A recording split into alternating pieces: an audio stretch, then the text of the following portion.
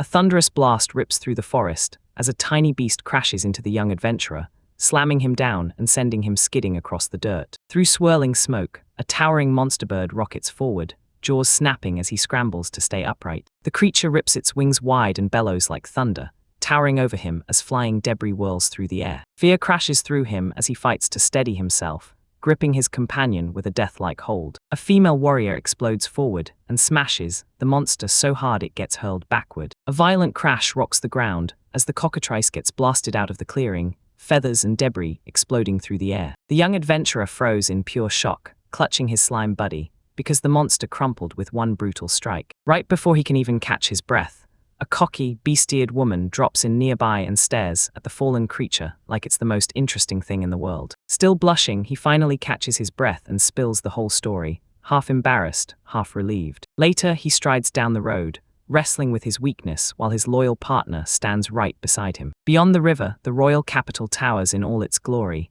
and as Lint presses forward toward the grand gates, fresh determination lights his every step. In the thick of the bustling streets, merchants bellow, wagons rattle through packed markets, and travelers and townsfolk swirl everywhere. In the middle of a bustling crowd, curious glance shadows Lint, right behind him, while his slime buddy slithers along as they dodge a sea of strangers. Moments later, that massive guild headquarters loomed ahead, lighting up his heart with the promise of a brand new start. Later, hushed whispers tore through the tavern as battered adventurers spotted the monster looming right at his side. Inside the tavern, adventurers crowd close and glare at Lint, spitting whispered insults and treating his profession like it's beneath them. A huge guy slams forward, snarls that tamers aren't welcome, and orders him to get out, right now. Even with the hostility crashing around him, Lin dug in his heels and demanded honest work was exactly what he came for. Tension snaps tight as the brute finally snaps, rage takes over and he lunges to strike him. The clash bursts out of nowhere, and it proves again just how fiercely people resent tamers. Lint snaps his slime's leash and has it pin the attacker down,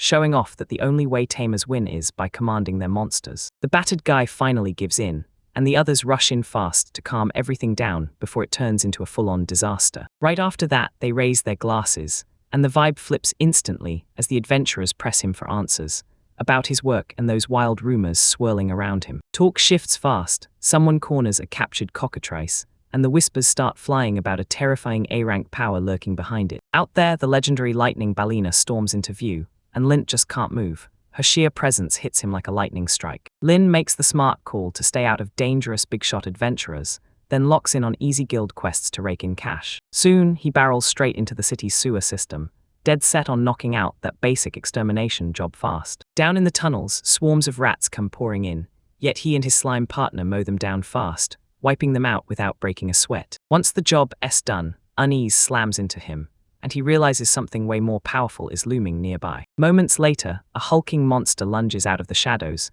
and he yanks his sword free, bracing himself for a full-on fight. Lint spots the massive wolf queen, clawing her way out of the sewer depths, stunned that a B-rank monster has shown up right inside the capital. When he spots injured adventurers nearby, he realizes there's no way out, and he steels himself to face the threat head-on. Even knowing the beast's defenses were rock-solid, he clutched his magic dagger and snapped his eyes around, hunting for a single opening at his. With a single command, the slime rockets ahead, slamming the wolf first to grab its attention and throw off its charge. Carrying the moment like a spark, Lint blasts out his deadliest attack and slams straight into the wolf queen. Lin sinks into his magic item's power, channels it straight into his blade, and blasts a roaring fireball at the wolf queen charging him. Flames detonated on contact, screaming that the beast's fire weakness is real. Then debris blasted across the ruined tunnel as it crumbled. But then the wolf queen tore through the smoke anyway, tanking the blast and barreling in with a brutal lunge that crushed him in an instant. Shockwaves slammed him backward, and Lint braced for the end as rubble crashed down all around. Right before the final blow lands, Lightning Belina charges in. She slips between him and that raging monster, cutting off the attack. After the fight, Lightning Belina steps in and hands Lint a rare material ripped straight from the wolf queen, and she does it right there, praising him for his courage. Still hesitant to take a reward that precious, he gets talked into it, right as she showers both him and his slime companion with praise. She leans in close, catching his flustered reaction, and grins at the embarrassment that's written all over his face. She smiles with playful confidence and teases him relentlessly, while he scrambles to keep his cool under her gaze. Finally, she corners him with a demand, "Come with me," and before he can breathe, she starts walking and he's left completely overwhelmed, scrambling to keep up. Belina marches Lint straight into a fancy, high-end restaurant, and as he steps inside, he can't stop shaking. Every grand detail hits him like a wave. He sits at a lavish table, staring down those rich dishes like they're a dare, and hesitates before taking his first bite. Soon, they both start chowing down with big smiles, and Lint gets knocked off his feet by flavors he's never even dreamed of. As the meal keeps going, Belina watches him like a hawk, then drops a sharp comment about just how much potential he's got as a tamer. She leans in close and pitches a bold plan, using his evolving slime, and swears their partnership could score big for both of them. After dinner, Belina pops up out of nowhere and demands Lint bind himself to her with a master-servant contract. Only she can seal it through taming. Thrown off by the sudden request, he can't stop asking himself why an A-rank adventurer would push for a bond like that. She steps in and tells him, straight up, that taming forges a contract, and dares to shatter every assumption he has about where its limits even begin. Pressing right against him, she lures him deeper, even as he snaps that any pact like this will steal her freedom. With a confident grin, Belina swears she'll take the hit for her choice, and it leaves Lint completely stunned by how fearless she's being. Belina drags the Lint right up to him, shoots out a wild new arrangement, and then dares his nerve with close, intimate proximity. Swamped by emotion, he follows her up the stairs, and the deeper they go, the more intense and personal it gets, way beyond what he ever expected. As she teases him with playful charm, his composure cracks, and suddenly that tension snaps tight, caught between burning curiosity and sharp hesitation. Her confident approach keeps hammering straight through his composure, leaving him wrestling with the terrifying uncertainty of what comes next. Then it hits, everything feels too much, and Lint's flustered while Belina keeps total control. Right in the heat of it, Lint gets slammed by panic as Belina barrels in, forcing him to prove his resolve and keep his control from cracking. With her dominance locked in, she keeps her eyes glued on his every move, waiting for him to finally snap to a solid decision. Lint finally gathers the nerve, accepts the bond, and right then a contract snaps into place, reshaping their futures for good. Beneath the night sky, Lint hangs on Belina's every word as she breaks down how taming works, and what kind of bond you need to forge a master-servant contract with a demon beast. Their hands collide as she steers him straight into the ritual's foundation. Belina closes the gap until their foreheads press together, and Lint focuses hard, summoning the power that seals their contract. With their eyes shut tight, both of them locked in, silent, steady, and perfectly syncing their intentions. Once the ritual finishes, Belina locks in, fully devoted to Lint, his crushingly powerful S-rank companion and loyal sworn guardian. Belina strides up to Lint with iron confidence, pushing his limits, and making sure he remembers exactly what's at stake in their pact. She yanks him into a tight embrace, steering the ritual onward while he wrestles with shaky, nervous doubts. Light swirls around them and locks the deal in place as they kneel together, bound by the bond that's forming in front of them. After that, Belina closes her eyes and feels that lingering spark, then quietly figures out what this new bond truly means. She suddenly snaps into heightened awareness and realizes just how deep and how real their connection truly is. Belina gets hit like a truck by how intense their bond is, and when Lint tries to steady himself, the truth lands hard. He just realized how deep his ability really reaches. Morning breaks and Belina's right there at his side, grinning, teasing his embarrassment, and still calmly putting a name to what they shared during the ritual. She proudly shows the proof that they're tied together, then drops it right in Lint's lap, and his very first experience hits him like a wave of consequences. Energy keeps getting ripped out of him, while Belina somehow looks stronger, like that contract channel is unleashing power in ways nobody saw coming. Ready to level up, Lint swallows his fear and grabs the challenge with both hands. Belina clings to the Lint, whispering that she's right at her breaking point, while he studies how tamers normally forge their contracts. He says trust tightens his grip, and she leans in, eyes sharp, wondering if this kind of control could actually unlock even more power. The talk veers straight into dragons. Belina can't stop wondering if Lint could one day tame one, even if dragon tamers are as rare as they come. Next, the story storms into the Royal Capital's Guild HQ, packed wall to wall with adventurers yelling out requests. Inside, Guild staff scramble the moment new assignments hit, because the next challenge is already on the way. Worn out from everything that just happened, Lint drags himself into the guild to register a party, so weak he can barely stay upright, while the receptionist snaps, "You're the same guy from yesterday," and his strength finally gives out. Documents have surfaced proving Belina got bumped straight into S-rank after she crushed the attack, and even though Lint still technically sits lower on the roster, despite everything he did. Adventurers crowd in, cracking jokes while they openly salute Lint for surviving the ordeal and backing it up with real results. Gratitude erupts through the hall as townspeople crowd around him, thanking him for charging straight into danger. With fresh fire in their hearts, Lint and Belina team up and push their party's rank higher, straight toward the next level. Belina barks out her dream to form the strongest party ever, and Lint just stares, because her confidence never wavers. A sudden commotion erupts out of nowhere, snapping Lin's focus as the tension in the street starts to spike. An enraged warrior strides forward, roars that they've humiliated him, and charges at them with his blade held high. Instead of backing down, Belina grins and gears up to unleash the power she just forged with Lint. She rockets forward like a bullet, smashing the attacker with full force and knocking him flat on his back. Belina's strike detonates like a thunderclap,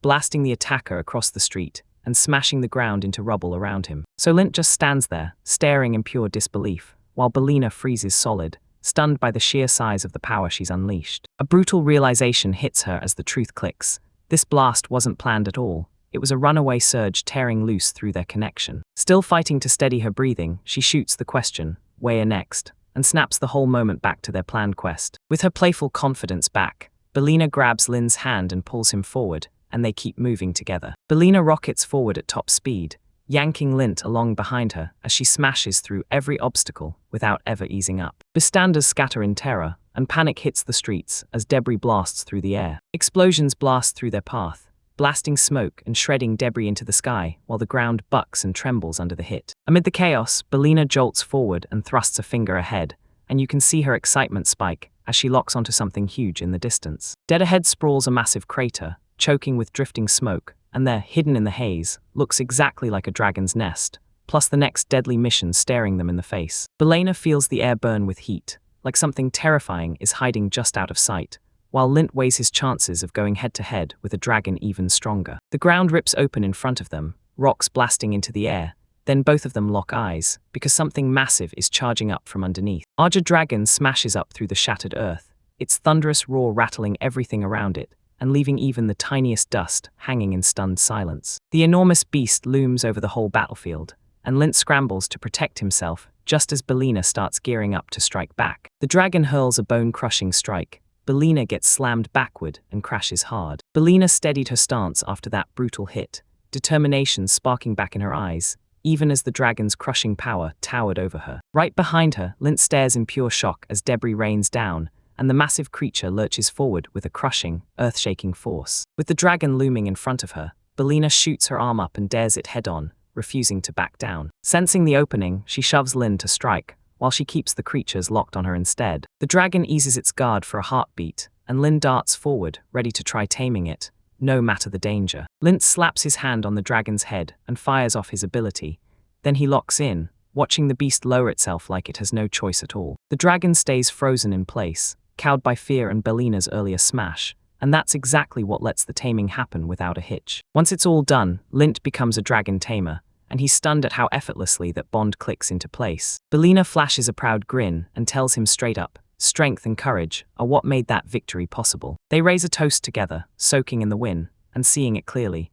Lin's growing potential is starting to anchor the whole party. With the dragon finally brought to heel, Lint stumbles through accepting his brand new title, while Belina practically bounces, urging him to name the creature, right now, something worthy. After a quick think, he boldly suggests a short name, then rolls it around in his mouth while grinning at how it sounds. Facing that massive beast, Lint stands tall and formally names the dragon Gil, right then and there, sealing it as his servant. Belina throws a victory celebration as the dragon claws its way up, settling into its new master and finally finding its purpose. Right after they hauled themselves onto Gil's back, they geared up to ride together on their brand new, beastly powerhouse of a companion. Belina beams and thrusts a magical pouch into Lint's hands, bragging about how priceless it is, while he gapes in shock, stunned that he just got such an expensive reward. Right after that, they clamber onto Gil, lock in for their first flight, and fix their sights on snagging another terrifying beast. Gil rockets into the sky, wings hammering the air, while Lint scrambles to steady himself as the sudden climb jolts him. They hang high above the cliffs, soaring over the wide open land,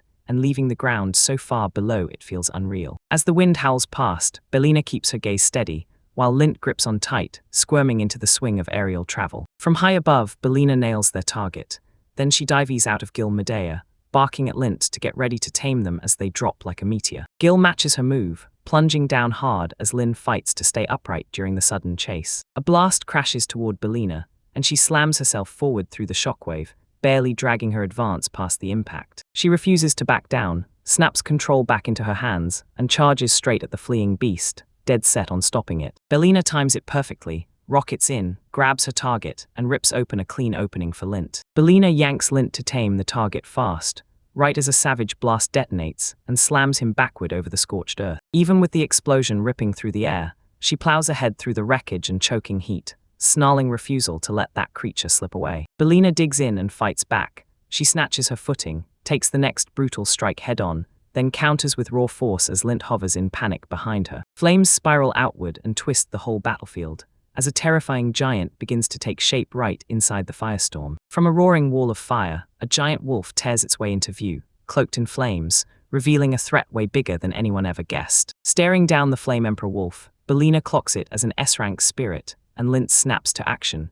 If they can't pin it down for just a moment, they're done. Doubt gets kicked to the curb, as Lint realizes this fight is his shot to level up, by growing stronger right beside his companions. They lock eyes with iron resolve, agreeing to strike within a tight window before the wolf's overwhelming power swallows the whole field. Belina starts stacking energy, locking her focus tight, while Lint shouts for backup, because the raging spirit won't stay put unless someone holds it down. Flames roar across the battlefield, and Gil bolts ahead, smashing through to carve the opening they've been begging for. Gil unleashes a brutal counterattack, blasting a concentrated flame breath that smashes straight into the raging wolf's fire. The battlefield detonates in a roar of explosions as Lint barrels ahead, barking orders, while the spirit slams back with blazing, unstoppable fury. Even after the hit, their tiny companion darted in and landed the perfect strike, shattering the wolf's momentum and snatching them a few precious seconds. Sensing danger in the air, the spirit snaps its attention straight to Belina, fixing on her like she's the next one it'll devour. Right before it can land the killing blow, Gil barrels into the wolf, smashes it to the ground, and throws his body in front of Belina to shield her from every hit. Gil keeps hammering the assault, and Lint snaps at their little companion to stir up one last distraction, just enough time to grab the final seconds. Flame Emperor Wolf gets blasted by explosions on every side, and crackling lightning tears through his body in sharp bursts, but the spirit refuses to break, even as the barrage hammers on. The backlash hurled Lint and his companion flying, debris exploding everywhere as the wolf's flames surged even higher. Fresh off the damage, Lin slams his command on Gil, unleash everything at once and crush that towering beast. A massive collision erupts, rattling the whole battlefield, while the wolf stands right in the blast, still burning with savage power. A colossal explosion detonates across the battlefield, flames roaring outward as the ground pounds underfoot, and thick smoke swallows both sides whole. Link gets slammed by the blast's brutal aftermath, gets thrown aside like trash, and somehow stays conscious, even after that terrifying hit. With fire roaring all around her, Belina steps up, stomps her way in front of the wolf, and holds the heat long enough to carve out a tiny, deadly opening. Seizing the opening, Lint drops to one knee and fires off his power, snapping the weak-minded right into place. As the flames die down, Belina steps forward and cheers his growth as a tamer, because at last, the battle is finally over. After the fight, Belina shoves Lin into potion care, spotting the pain he's scrambling to mask. As he finally starts to recover, they talk about how far their companion has come, and then they decide the newly tamed wolf deserves a real name. Lint throws out the name Kajero, the one he'd been weighing during the fight, and Belina instantly lights up and approves it. The wolf takes the name in stride, lets them get close, and Lint wastes no time formally welcoming it as a new ally. Later on, Belina leans in and quietly reminds Lint his own strength is why those insanely powerful spirits keep showing up for him. Dark flames churn before Lint hints in, then a presence presses in, demanding to know if he truly understands spirit possession. Under the cold moonlight, a massive wyvern thundered down, each brutal step rattling the silent forest floor. In the royal capital, way out in the distance, Lint jolted awake, drenched in sweat from a dream that wouldn't let him breathe. Byronus collapsed beside him, sleeping like a rock, utterly wiped out after that brutal fight with the beast Kageru. Renab broke it down in a calm voice, saying that spirit possession is when you tap into a top-tier spirit's power and unleash it up close in the thick of the fight. With pure confidence, she summoned Kageru once more, ready to prove her power in a real duel. At school, Lint thrust out his hand, and the second Kageru's spirit caught fire. Flames ripped across his shaking arm. Flames spiraled around his body as raw power roared to life, and his aura blazed brighter with every breath. Without the slightest control, he burst forward like a runaway storm, dashing in wild panic, slamming into something hard right as Byrina stared, amused for a second, then worried the next. She grabbed his attention and warned him straight up. Mastering control doesn't come easy, it takes training, and it gets even harder when someone else shares the hit for every misstep. Later, as Lint sank back into the steaming bath, he quietly plotted how to build the absolute strongest S-rank party. Rinna blinked awake, half asleep, and realized she'd fallen asleep snugly against Lin's chest. Still mortified, she admitted her exhaustion had nothing to do with fighting. It came from soaking in a bath so long it practically rewired her whole body. Lint chuckled under his breath, as Byrina confessed the day actually turned out productive, and you could practically feel the party's foundation finally lock into place. As soon as the roles snapped into place, vanguard up front, middle guard holding the line, rear guard covering the escape, one thing was glaringly missing: the healer. He hadn't even thought about that role.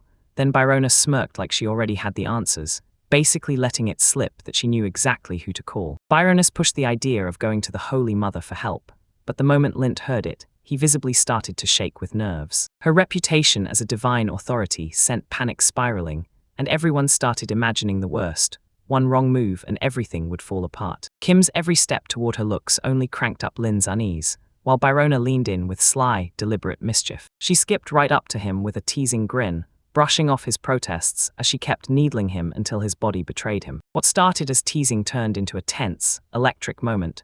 Then they both surrendered to the hunger building between them. He got buried under stacks of fresh quests, but Byrina swore they were the perfect training grind for spirit possession. Then they launched from the back of a colossal beast and tore through the sky, racing toward their next brutal challenge. They were sent to clear and harvest the deadly ground at a creepy spot known as the Returnless Knoll. Right when they arrived, Gil got a mission to scout, and Lint couldn't shake the dread from that ominous name. Without even blinking, Byrona crushed a medworm, casually reminding him that surprises love to hide right under the surface. Limp started his training with Kakaru, channeling raw power as the quests turned into real, no-holds-barred combat drills. Success didn't come easy. His clumsy timing crashed his whole setup, proving plain methods just weren't going to cut it. With Kaguro's power fused to him, he unlocked a new surge of strength, so he could take on even bigger monsters, like monstrous parent worms. His power went way too far, smashing things it never should, so he had to slam on the brakes, or he'd destroy the resources everyone depended on. Then he whipped up a simple meal with the ingredients he'd gathered, and Byrona lit up with joy under a calm, quiet tree. She couldn't believe how packed with flavor the cooked meat was, and when he started talking about what he taught himself, the whole thing hit even harder. Picking explosive fruits was terrifying, but when Kakaru teamed up with him, they nailed the harvest clean, no serious injuries. When everything hit the fan, he conjured a shield out of pure instinct, threw it straight to Kakaru, and lived through it untouched. After a quick breather, they geared up for the final push, and wiped out a ton of horned rabbits. Fieldwork kept leveling up, and after weeks of solid wins with Kaguru, his spirit possession training finally clicked into place. Kakaru's mindlock wasn't perfect, but the moment we synced thoughts, we unleashed a flexible, brutally powerful new way to fight. Horned rabbits streaked across the field at 3 times a human's speed, so the lone hunter's pursuit became nearly impossible. Once his body wrapped around Kaguru's spirit, the distance closed in seconds, no sweat at all, just instant momentum. A bunch of enemies came at him all at once, and he had to strike fast, because those horned rabbits almost never hunt solo. Numbers slammed into his head, so he sucked in a breath, sprang into the air, and unleashed a brutal counter-strike. Smoke churned in the air as Lint finally ended the fight, panting hard after wiping out 100 rabbits. Byrana beamed about his progress, and now with confidence in his chest, Lint told him he could call on Kakaru the moment combat starts. Tucked between far-off mountains, a calm little village sat in peace, completely oblivious to the hero slipping in quietly. Lint burst in hauling gigantic monster corpses, and the villagers' jaws dropped at the insane mountain of meat he'd piled up. Cheers burst into the air as grateful townsfolk swarmed Lint and Byrona, praising their teamwork and the lightning-fast winds. The elders broke down in pure desperation.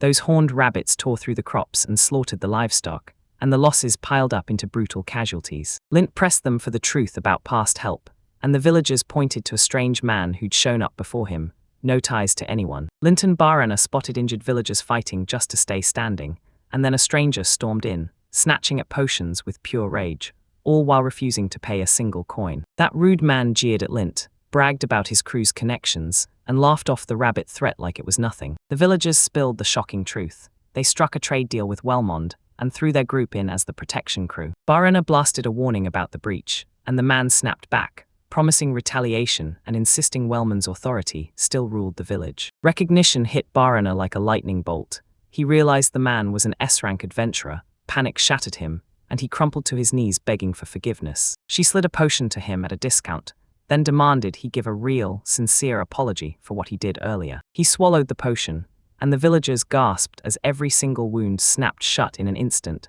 vanishing like it never happened. Awash got blasted and healed in a rush.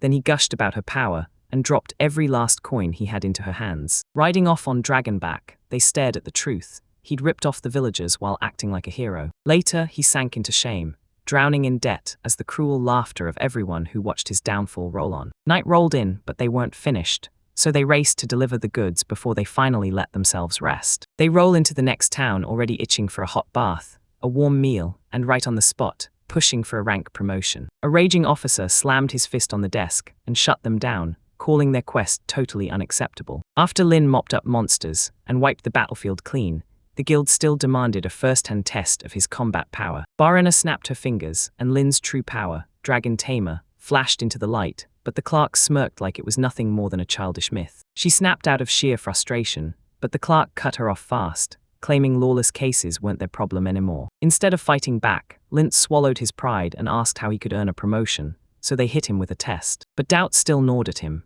so the clerk demanded he show up with his dragon and slug it out with their designated C-rank proctor. After they walked out, she erupted in a rant about snobbery, while he just shrugged it off and laughed like it was nothing. They both groaned that the proctor was unbearable. Still, they had to grab rest before tomorrow's official test kicked off. In the hush of their shared room, the walls kept shutting out the world while emotions boiled over, and that mutual comfort finally spilled into the open. They clung to each other like their lives depended on it, the spark turning into something deeper, warmer, quieter, and impossible to fully say. Later that night, exhaustion finally crushed them, and as one slipped into sleep, the other quietly pulled on their clothes. Right before he left, he let her sleep a little longer, and when it was time to part, a quiet smile did the goodbyes for them. At dawn, she jolted awake, stretched inch by inch, and the proctor's name hit her mind with a rush of dread. A massive man stepped in and introduced himself. Jayam, the proctor assigned to oversee Lin's promotion test. Lin's dragon reveal detonated into the air, and mocking laughter drowned the moment.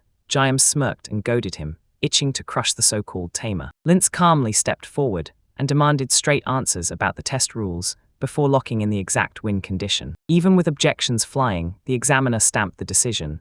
Then the match officially kicked off, and Urim surged forward, sword gripped tight in his hand. Noticing zero movement, Gaiam exploded forward with blade raised, convinced he'd already sealed the win against a strangely still opponent. Jayam tore into the fight with wild fury, then slammed his sword down and got stopped cold, because it wouldn't cut through at all. QLK, Lin's familiar, sidestepped the hit like it was nothing, because its body was way tougher than anyone expected. Flames snapped around Lint, power roared to life, and the GM skidded to a halt, stunned by the sudden, crushing surge of presence. A blazing kick slammed straight through, Guram blasted backward, crashed hard, and everyone watching snapped open their mouths in pure disbelief. Cornered and stripped of every move, Guram threw up his hands and surrendered, while Lynch stepped forward like he had all the time in the world.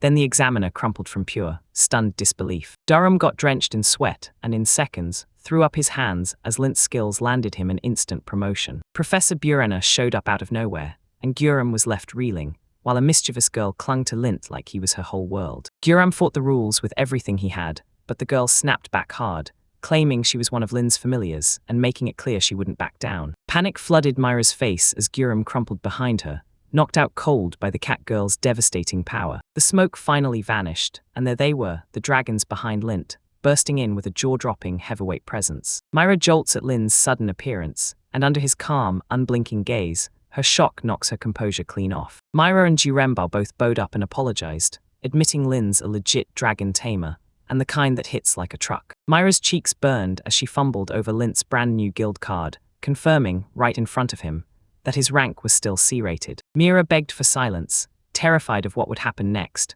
while the cat-eared woman leaned in and crushed the talks with raw, no-nonsense dominance. Berena barked at Urim to hit more training, then spun to Myra and announced her next move. No hesitation, just fire. They clawed their way atop the dragon's back, blasting through the clouds as the glittering guild card lit their hearts on fire. Recognition as a real tamer lit up his heart with pure joy, and the next quest came rushing in, fueling him with fresh, unstoppable determination. Traveling beside the Holy Mother, that S-rank adventurer was hit with pure awe, and suddenly the weight of new responsibility slammed onto their shoulders. The dragon surged ahead, and both of their hearts burned with anticipation, ready to kick off the next wild adventure together. Somewhere far off, a gentle hand landed on a sacred book, and she braced herself for whatever storm was about to break. Inside the towering library, she felt her focus snap. Then the loud noise outside shattered her quiet concentration. With a secret little smirk, she weighed her choices, and then decided to strike the moment that sudden disturbance started closing in. Smoke choked the sky as soldiers barreled into the gates, roaring for the royal castle to surrender right now. With savage strength, they smashed the barricades, barreling through the defenders as they tore the place apart, hunting frantically for the hidden pope. Inside the palace walls, whispers of rebellion burst into the air, and Cardinal Clayam's shadow stretched over everything about to happen. While Velen was gone, Callum struck fast, weaponizing fear to tighten his grip and grow his power by the minute. Draped in luxury, she pressed her face to the glass, trapped by duty's cage, yearning for the kind of freedom that power can't buy. Explosions ripped through the cathedral's bones, and the Holy Mother's tower collapsed in roaring fire and flying rubble. Bursting out of the smoke and wreckage, she demanded answers with a voice that made even the toughest soldiers flinch. Elsewhere in the sky, as Lint and Byrena flew toward the capital, they snapped their course mid-flight, because something terrifying was unfolding far beneath them. At Topgil, they wrestled with their missions, and the choices they couldn't undo, and every question hung heavy like a secret in the wind. They're prodding him with group therapy in the arena, their softened questions pushing him closer and closer, until they finally coax Limp to spill the full truth. Vermeer stood there in quiet strength as its guild roared to life, and whispers of the gods rippled past the mountains. Rumi greeted him with a bright smile, and as the coins changed hands, those simple earnings kept him breathing for one more day. Outside the guild, battle-scarred adventurers sneered at him. One of them kicked a boot forward like, "Remember your spot." Laughter erupted as he slammed into the ground, getting mocked for having the nerve to stride among those stronger, arrogant men. He swallowed every insult in silence, telling himself survival was just submission for now, until strength finally flipped his fate. Rain-soaked nights swallowed the world in silence, and hunger drove him forward. Survival was the only thing holding him together. Frustration hit a breaking point as every attempt crumbled. Zero skills, zero money, just growing desperation and a simmering, resentful silence. Even after every setback, he still grabbed onto Dream's skills like they were pure power, because they meant money, protection, and a shot at a better future. Morning crept in cold and unsure, and he still hauled himself upright, refusing to let despair win. He pushed deeper into the unknown woods, praying he'd stumble on rare herbs, or some miracle luck to flip his whole life around. Branch split back, and beneath the tree roots a massive cave yawned open, dark, huge, and shaped so oddly it didn't look real. Curiosity fled the moment the clues clicked. Ruins swallowed by history, treasure buried deep, and maybe, just maybe, a dungeon forgotten by time itself. All right, torch blazing in his hand, he checked each step and realized the structure wasn't built by nature at all. Pure excitement surged. This might be the opening he's been craving, a real dungeon hiding right there in the middle of the forest. A wall of stone slammed shut the path ahead, but skittered papers spilled out clues that something precious still waited inside. He tripped over lewd sketches, shocked out of his mind and boiling with fury. No clue whether he'd stumbled into a dungeon or a pervert's hideout. Beneath the wreckage, one battered parchment jutted out, old, stamped with strange markings, and covered in writing in a language no one recognized. He leaned in for a closer look, and the moment he read it, he knew the script wasn't just trash or some forgotten scribble. Shock slammed in as the words unveiled instructions, a manual that taught the skill step by step, all focused on mastering the base technique and taming it. Joy crashed into him so hard, he nearly dropped the pages, because the moment to change everything had finally arrived. Taming sounded legendary, but the world turned its nose up. People mocked it, trembled at monsters, and slammed the door on beast-wielding adventurers. Alone, he faced the hard truth, and took on the burden almost nobody would touch, banked on teaming up with someone who was wrapped up with creatures. Empty hands, battered gear, and dwindling choices shoved him into a corner, so he grabbed taming as his absolute last chance. If they won't accept him, then he's got to replace the deal, because his power now comes from standing on his own beside B. Clenched fists tight and a wild spark in his eyes, he swore he'd master taming. No hesitation, no limits. Pages spilled the secrets of taming limits and old dragon tamer history, back when these warriors once existed, and forged godlike bonds that stretched across entire eras. Data flooded into his mind instantly, and even the most tangled beast classifications snapped into focus without a single ounce of effort. Muscular Minotaur class brings pure brute strength, while flying creatures promise lightning speed and an aerial edge, if you raise them the right way. Practical sense kicked back in, and he decided to start with just one beast, exactly like the manual said. Byrana suddenly jerked back to a star-bright crest, and when she checked the book, its hidden symbol matched something she'd seen before. The moment the crest lined up, confirmation slammed into place, what looked useless suddenly blazed with hidden historical value. Byrana clocked how huge it was the second she saw it, and that sparked pure curiosity, plus this surprising warmth that sat right between playful teasing and real, unexpected respect. While they soared through the sky, she started calling it the Book of Stars, dropping hints that their real past runs way deeper. Their playful back and forth snapped into something sharper when she kept drilling him about Kyoko, the strange creature chained to fate. Memories slammed back. He'd been ambushed in the woods, crashing to the ground before he even got a glimpse of the monstrous, unexpected nightmare waiting for him. He burst out of hiding and crept toward the bullied slime, praying his kindness would finally earn its trust. Instead of running off, the slime froze in place, wobbling with fear as he dropped to one knee and held out his hand. A faint glow flickered between them, electric and intimate, like something deeper than orders, like they'd instantly recognized each other. A pack of vicious slimes crawls into view, and one smaller, jittery slime darts behind the grass to stay hidden. Ling lets out an awkward chuckle, second-guessing his partner, while the timid slime clings to him with eyes begging for mercy. With danger closing in, Linth reluctantly steps up to help. He offers the rescue, but only if you follow his every command. With fierce determination, Linth slings his spell, Tame erupts in brilliant light, and that timid slime finally stands up to the moment. The slime shoots back instantly, sensing every flicker of Lin's thoughts, and in that same breath, he realizes their bond might be something way more special. Link flinches at the slime's reaction, and before it can spiral, he insists. Saving it means he has to tame it. Link stands his ground against danger, acting like it's nothing. He shoves the slime back and orders it to retreat and watch. The fight is over, and the slime puffs up like it's king of the world, smiling smugly as it vows to protect Lin from this moment on. Lin stares down his own promise to tame it, then snaps the pact shut, convinced the slime can handle itself. As Lin strides off, the slime slams into motion right behind him, bouncing like it refuses to be left alone. Slimes bounced right behind him, totally ignoring his dismissal, and one latched on, sliding up his back with stubborn, determined intent. No matter how many times he protested, that little slime just sat on his shoulder like it had every right to be there. After letting out a long, defeated sigh, he finally caved. Deal sealed, rules locked in. No games, just follow orders. As he headed down the path, he chewed on a name. Kaioke felt perfect, matching the creature's bright, joyful noises. Sunlight burst through the leaves as they pushed onward, and Kaioke, his very first tamed partner, chirped a sharp, ready warning. Kilcade bolted into the woods, and Lint scrambled after it, baffled by that sudden rush. Kilcade crashed through the underbrush, dragging him deeper as curiosity burned, and right when Lin stepped forward, she spotted fresh herbs growing underfoot. Then it hit him, these herbs were rare and worth a fortune, and Kilcade knew exactly where to hunt them down. Lint gloated over his lucky streak, praising Kilk's usefulness like it was sacred, and once the money rolled in, he swore he'd throw a feast tonight. Hope crumbled and Kaioke grinned as he gobbled up the herbs, especially the rarest ones, before Lint could stop him. At the guild, a girl tore through paperwork, but every few seconds her focus snapped away, because someone's sudden, unexplained disappearance just wouldn't leave her alone. Lint hadn't checked in for days, and worry swallowed her whole. Then one sudden report snapped her attention like a lightning bolt. A sudden racket outside snapped everyone's attention. Lint was out there cracking up with strangers, and he got hit with an instant slap for it. Relief surged through her as she pulled him in tight, and the panic finally eased, replaced by steady reassurance. Medicinal herbs spilled out of his bag, scolding snapped into shock, and that shock melted into pure admiration. Curiosity flared in her chest the moment she spotted Kaiokai, and right then Lint shot back, bragging about how he'd proudly tamed the slime. Praise crashed down as Rumi cheered at the top of her lungs, and right beside her, other adventurers rolled their eyes and quietly brewed fresh mockery. Kay's soft texture hit her like lightning, and the moment she felt it, pure excitement surged.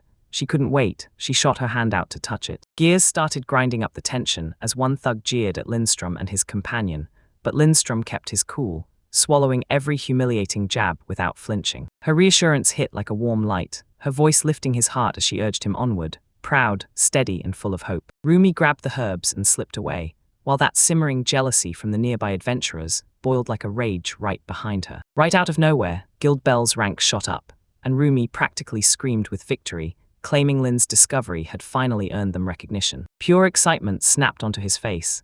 Getting promoted to E rank felt like the moment everything finally flips. He challenged the promotion, and Rumi snapped back with the truth while everyone else stared in shock, like they couldn't believe what they were hearing. Herbs had been pulled from places nobody had mapped, and Guild threw praise at him, calling his gamble a brave act of real courage. With praise ringing in his ears and a fresh promotion on his back, Lint strode forward, thinking about how tiny choices can flip an entire fate. Fresh confidence surged through him, and he launched out again, while Rumi and Kilke's support supercharged his new resolve. Back in town, Kaioke drew even more stares, and kids couldn't stop grinning at its totally transformed, fluffy look. Nobody believed Kilk was once a slime. Its fresh powers and chubby new form blew even Lint's mind. Rumi burst back with incredible news. Then the bell rang again, and you could tell something huge was about to explode into motion. As Lint finally crashed onto the rink, the place exploded in celebration. Joy surged through the room and the whole arena rang like bells. A guild contract, registration forms, and a letter dropped in. Then QLK got showered with praise for every ounce of steadfast loyalty and relentless effort. The moment word spread about the guild master's letters, everyone froze in shock, and then they were told to open them right away. Right when Lint was about to casually mention his promotion, something totally unexpected burst in, and a shocking interruption crashed the moment. An invitation hits the air, and then a steamy encounter erupts in the moment, while Guildmaster Qol, shrouded in mystery, slips an invitation straight to the capital. Warm tension crackled between the duo as they stole an intimate moment, trading whispered clues and locked away secrets. Even though they're still on the move, they stop mid-journey to soak in how their bond keeps getting stronger, closer in both their hearts and their steps. Above the ground, Lin's instincts bulldozed past caution, and she had to wrestle the chaos, while Barina thrilled herself to death. Screaming alarm bells shattered the silence as soldiers raced across the city walls, panicking and scrambling to brace for a sudden dragon attack. Above the rooftops, Lin rocketed in on his dragon, and the whole city erupted in panic as citizens scattered and ran. Lin clocked the confusion,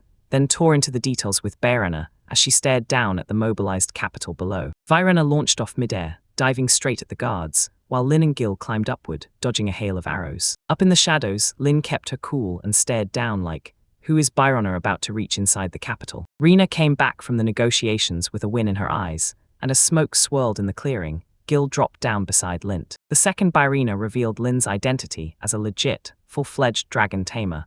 The soldiers erupted into confused murmurs. Limdi leapt down and slipped in beside Byrona, while armed guards edged closer, their caution cracking as they finally understood exactly who he really was. A hooded stranger slid out of the crowd like a shadow, then spoke to Lin face to face, with formal, shocking reverence. When they demanded Kagaru's summoning, Lin didn't hesitate. He snapped awake glowing robes and unleashed a blazing divine fire spirit. Byrint, the local guildmaster, stepped forward and introduced himself as Byrina proudly blared that Lin's combat power was utterly overwhelming. Stunned by the bombshell, Lin staggered while Byrant practically shoved him inside.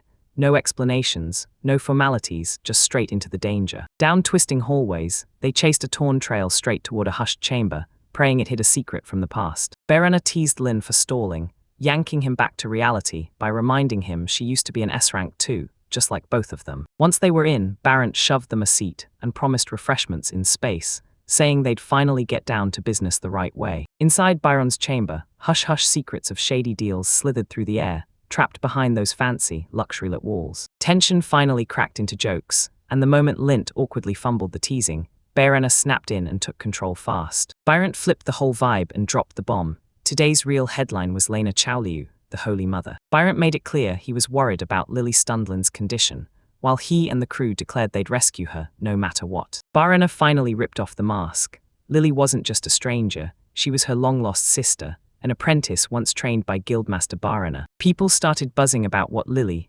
supposed to do, and Byrant snapped, "Hold up, I'll explain it once I can lay it all out clearly." A massive map snaps open, revealing the realm of the gods, wrapped by the borders of their empire. Barana laid it all out. Everyone born in their society was born with magic, because in the past, they purged anyone who couldn't use it. A brutal coup toppled their leaders, magicless kids were executed, and Lint, along with a deadly virus, was thrown into chaos and terror. Zalcerel tightened his rule until it became law, sealing everyone into isolation, while he crowned himself the divine proxy over the people he'd already bent and controlled. Public unrest erupted across the country when Byrant finally spilled the truth. There was a powerful figure pulling the strings behind the sudden coup. Cardinal Kaleem, once the Pope's right hand, now commanded the anti-papist faction with ironclad authority. Kaleem rallied the crowd and, right in public, blasted the Pope, then declared himself the guardian of divine truth and justice. Barana cheered the coup's win, then snapped that Keelam twisted faith to mask his rebellion. Kaleem trapped Lily and the Pope, then drove the survivors into a panicked escape.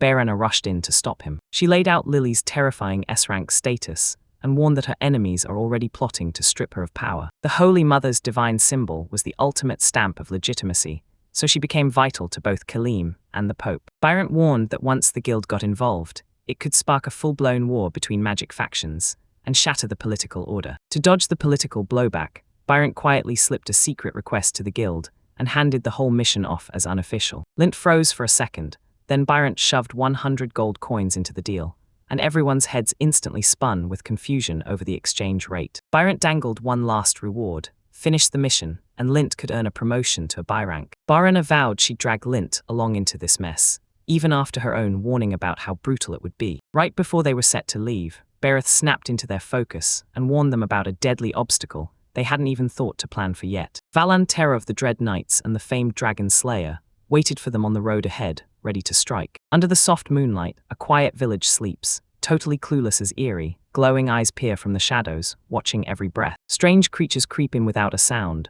while Lintz's allies catch their breath. Byrina crouches in the thick bushes, silent as a shadow. Kyuka squirms with nerves. Byrina locks onto the target's presence, and Limp holds her breath, waiting, trusting her instincts and the directions she's been given. He clocks Berina disappearing around the corner, stealing one last teasing look, and he's left with nothing but her quiet goodbye. She crumples into Lin's arms, shaking from the pressure, and he pulls her close, fury and worry battling in his chest as questions explode through his mind. Byrina barreled forward with raw urgency, yanking Lin along the corridors as she fought to find her missing friend and make it back together again. Lin panted to keep up, staring at the ornate wooden stairs as they charged upward, already wondering where this crazy detour was taking them. In the steamy bath, Lily froze mid-rinse as fresh footsteps crept closer, and a sharp tension crawled up her spine. The door blew off its hinges as Byrina barreled in, slamming Lily with a panic before she could even scramble for cover. Blushing hard but holding it together, Lily confronted them, soaked through, words gone, stunned to see Lin show up like that. Byrina beamed as she introduced Lint, brushing off Lily's mortified panic as Lily scrambled to cover herself. Lily, all nerves and bravado, cracked a joke about marriage, and the crowd erupted with laughter, teasing poor Lint like crazy. Even with everyone else clueless, Byrina leaned in and whispered something just to Lily, and it instantly rattled her, leaving her flustered and spiraling into frantic thoughts. A few moments later, Lily stared straight at Lint, grit hardening in her eyes as she promised herself she'd grow stronger, even if it meant showing her fear. When the tension finally loosened, Byrina burst in with encouragement that changed everything, helping Lily accept Lin's one-of-a-kind role. Curiosity bulldozed the hesitation, and their hands probed with careful intent, each movement cranking the tension between them higher and higher. He stared at her raw, vulnerable replies, torn between shutting it down or pushing deeper as the tension kept climbing. Their distance vanished fast. Heated breaths and flushed faces hit them harder than anything they'd ever felt before. Her thoughts went fuzzy as her body shook with those wild new feelings, and somehow everything turned into one shared, helpless surrender. And she pleaded for closeness, whispering submission like it was love, until the line between power and trust vanished. Lint agreed to the pact, and Lily, flooded with loyalty and instinct, handed herself over to him completely. Their bonds snapped tighter, magic roared to life and instinct took the wheel. Then the controls slipped and the taming ritual kicked into overdrive. In the blink of an eye, Lily shot back with raw fury, and her energy drained straight into Lint's during a feral, earth-shaking clash. Exhaustion crawled in, but Lily clung even tighter, begging for more as her body buzzed with fresh, obedient surrender. Berena stormed in without an invitation and claimed the room like it belonged to her. Taming wasn't free, and now Lint was stuck with a double devotion. She didn't hesitate, she laid her cards on the table, yanking Lint deeper into a wicked pact of pleasure and domination. Both of them fought through the tightening pressure, instincts crashing, bodies begging for rest, yet neither one would ever give up control. Lily crumpled under the flood of sensation, while Byrina stood her ground, unyielding, pushing Limp to hang on for one more round. With sheer will fueling him, Lint pushed back, and Byrina's long-buried hunger finally erupted through their deadly bond, raw and unstoppable. Suddenly, everything inside him jolted, like the world just changed, and he hated it. Lily twitched awake, and the tension between those two raging forces shot through the roof. Lily chirped with playful annoyance, demanded his attention, and flat out refused to stop until the balance in their shared feelings was back where it belonged. Her teasing flipped from playful to dangerous, and Lynch fought to pull his composure back together, caught off guard, stirred, and watching the tension spike higher by the second. Exhaustion finally crushed him, and with Birna and Lily satisfied, they all dozed together in the warm morning glow. Their shared moments sparked non-stop laughter, and with every grin, gratitude and closeness surged. until the bond they'd built together finally felt locked in, right in their bones. Lily dropped hints about deeper magic, and the moment that next step hit, power and connection only kept getting stronger. Energy surged off Lily's body, flashing like a warning as something powerful, something hidden, slowly woke up inside her. Her body cracked into something new midair. Wings tore open and divine magic flared, unveiling pure, breathtaking grace. She credited her growth to Lynch's influence, and Byrina watched with a grin, half amused, half skeptical, throwing out playful little jabs. Lily followed through with every detail, laying out the rules for angelic ascension, and stressing one thing above all: you'd need divine compatibility and perfect alignment. Without a second thought, Verena shot back with fearless confidence. Her methods were wild and unorthodox, but her purpose was crystal clear: pure curiosity. Lily showed just how massive angelification really was, reviving a creature with effortless healing magic like it was nothing. Even though it's calm right now, doubt hangs over everything, because walking away with her could unleash consequences nobody's ready for. Byrina pitched a wild, dangerous escape, vanish from politics, cut down every threat, and wipe the slate clean as brand new adventurers. Tension spiked as the guild demotion talks started flying, and when restrictions crashed down, they still had the power and the divine qualifications to carry their plans forward anyway. A killer plan sparked fast.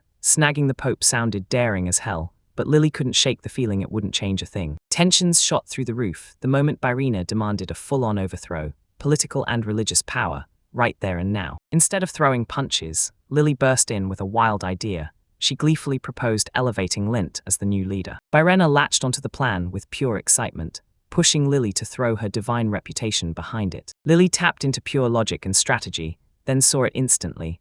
The proposal would hand her freedom while cracking multiple national conflicts at once. Finally, even with nerves eating at him, Lint watched their excitement surge. Then it hit him. He'd become the key piece in a revolution that was already starting. With duties split cleanly, Lily stayed as the face of their movement. Verena ran the politics like a blade, and Lynn kept pressing, demanding to know why he even mattered. No second thoughts, he straight up shut it down.